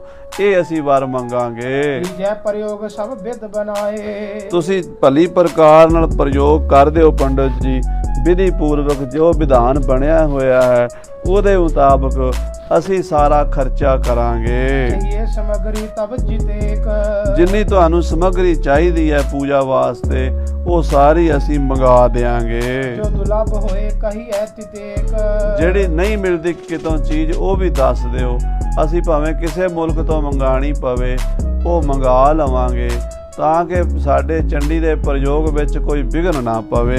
ਜਿਵੇਂ ਮੰਤਰ ਪਾਠ ਅਰ ਅਮਨ ਹਮਨ ਹੋਏ, ਜਿਵੇਂ ਮੰਤਰ ਪਾਠ ਕਰਨਾ ਹੈ, ਹਮਨ ਹੋਣਾ ਹੈ ਚੰਡੀ ਨੂੰ ਪ੍ਰਗਟ ਕਰਨ ਦਾ, ਉਹ ਤੁਸੀਂ ਕਰੋ। ਕਿਤਕ ਕਾਲ ਲਗ ਕਹੋ ਸੋਏ, ਤੇ ਕਿੰਨਾ ਚਿਰ ਹੋਵੇਗਾ ਇਹ ਟਾਈਮ ਦੱਸ ਦਿਓ ਵੀ ਇੰਨਾ ਸਮਾਂ ਲੱਗੇਗਾ। ਦਿਜਨ ਭਨੀ ਮਹਿਮਾ ਤੁਮਾਰ, ਕਿਉਂਕਿ ਬਹੁਤ ਸਾਰੇ ਪੰਡਤਾਂ ਨੇ ਤੁਹਾਡੀ ਮਹਿਮਾ ਦੱਸੀ ਹੈ। ਜਿਹੜੇ ਧਰਮੀ ਕਰਮੀ ਨੇਕ ਚਾਲ ਚੱਲਣ ਵਾਲੇ ਸੰਤੋਖੀ ਪੰਡਤ ਸਨ, ਅਸੀਂ ਉਹਨਾਂ ਨੂੰ ਪੁੱਛਿਆ ਸੀ ਵੀ ਕੋਈ ਐਸਾ ਚੰਡੀ ਦਾ ਉਪਾਸ਼ਕ ਬ੍ਰਾਹਮਣ ਹੈ ਤੁਹਾਡੇ ਵਿੱਚ? ਉਹਨਾਂ ਨੇ ਕਿਹਾ ਸੀ ਅਸੀਂ ਤਾਂ ਨਹੀਂ ਆ, ਪਰ ਕਾਸ਼ੀ ਦਾ ਕੇਸ਼ਵ ਦਾਸ ਪੰਡਤ ਹੈ, ਵਿਦ ਚੰਡ ਪੂਜ ਬੇ ਮਹਿ ਉਦਾਰ, ਜਿਹੜਾ ਚੰਡੀ ਨੂੰ ਪੂਜਣ ਵਿੱਚ ਬੜਾ ਉਦਾਰ ਖੁੱਲ ਦਿਲਾ ਖੁੱਲੇ ਖਿਆਲਾਂ ਵਾਲਾ ਹੈ। ਦੋਹਰਾ ਪ੍ਰਾਪਤ ਹੋਇਓ ਆਨ ਕਰ ਹੈ ਜੇ ਵਿਧਾਨ ਪ੍ਰਵੀਨ। ਕਹਿੰਦੇ ਜੇ ਤੁਸੀਂ ਹੁਣ ਆ ਹੀ ਗਏ ਹੋ ਪੰਡਤ ਜੀ, ਪਰਮੇਸ਼ਰ ਨੇ ਤੁਹਾਨੂੰ ਭੇਜਿਆ ਹੈ, ਤੇ ਹੁਣ ਜੇ ਕੋਈ ਉਹਦਾ ਵਿਧਾਨ ਤੁਹਾਨੂੰ ਆਉਂਦਾ ਹੈ ਤਾਂ ਤੁਸੀਂ ਇਹ ਪ੍ਰਯੋਗ ਕਰੋ। ਬਿਦਤ ਸ਼੍ਰੀ ਚੰਡਕਾ ਤੇਜ ਤੁਰਕ ਹਿਤ ਹੀਨ, ਤੁਰਕਾਂ ਦਾ ਤਪ ਤੇਜ ਨਾਸ ਕਰਨ ਲਈ ਚੰਡੀ ਨੂੰ ਪ੍ਰਗਟ ਕਰੋ। ਸ਼੍ਰੀ ਕਲਗੀਧਰ ਕੇ ਬਚਨ ਸੁਨ ਕਰ ਸਭ ਦਿਜ ਰਾਏ, ਕਹਿੰਦੇ ਪੰਡਤ ਕੇਸੋ ਦਾਸ ਨੇ ਕਲਗੀਧਰ ਦੇ ਬਚਨ ਸੁਣੇ ਅਤੇ ਫਿਰ ਸਾਰੇ ਪੰਡਤਾਂ ਨਾਲ ਸਲਾਹ ਕੀਤੀ। ਕੇਤਕ ਸਮੈ ਵਿਚਾਰ ਕਰ ਬੋਲਣ ਚਾਹੇ ਉਠਾਏ, ਵਿਚਾਰ ਕੇ ਬੜੇ ਧਿਆਨ ਨਾਲ ਸੋਚ ਕੇ, ਕਿਉਂਕਿ ਵੱਡੇ ਅਵਤਾਰਾਂ ਦੇ ਸਾਹਮਣੇ ਬੋਲਣਾ ਵੀ ਕੋਈ ਸੌਖਾ ਨਹੀਂ ਹੁੰਦਾ, ਹਰ ਗੱਲ ਨੂੰ ਤੋਲ ਕੇ ਬੋਲਿਆ ਜਾਂਦਾ ਹੈ। ਪੰਡਤ ਕੇਸੋ ਦਾਸ ਕੀ ਬੋਲਿਆ ਅੱਗੇ ਕਥਾ ਆਪਾਂ ਸਰਵਣ ਕਰਾਂਗੇ। ਸਮੇਂ ਦੇ ਲਿਹਾਜ਼ ਨਾਲ ਸਮਾਪਤੀ ਹੈ। ਹੇ ਗੋਬਿੰਦ, ਹੇ ਗੋਪਾਲ।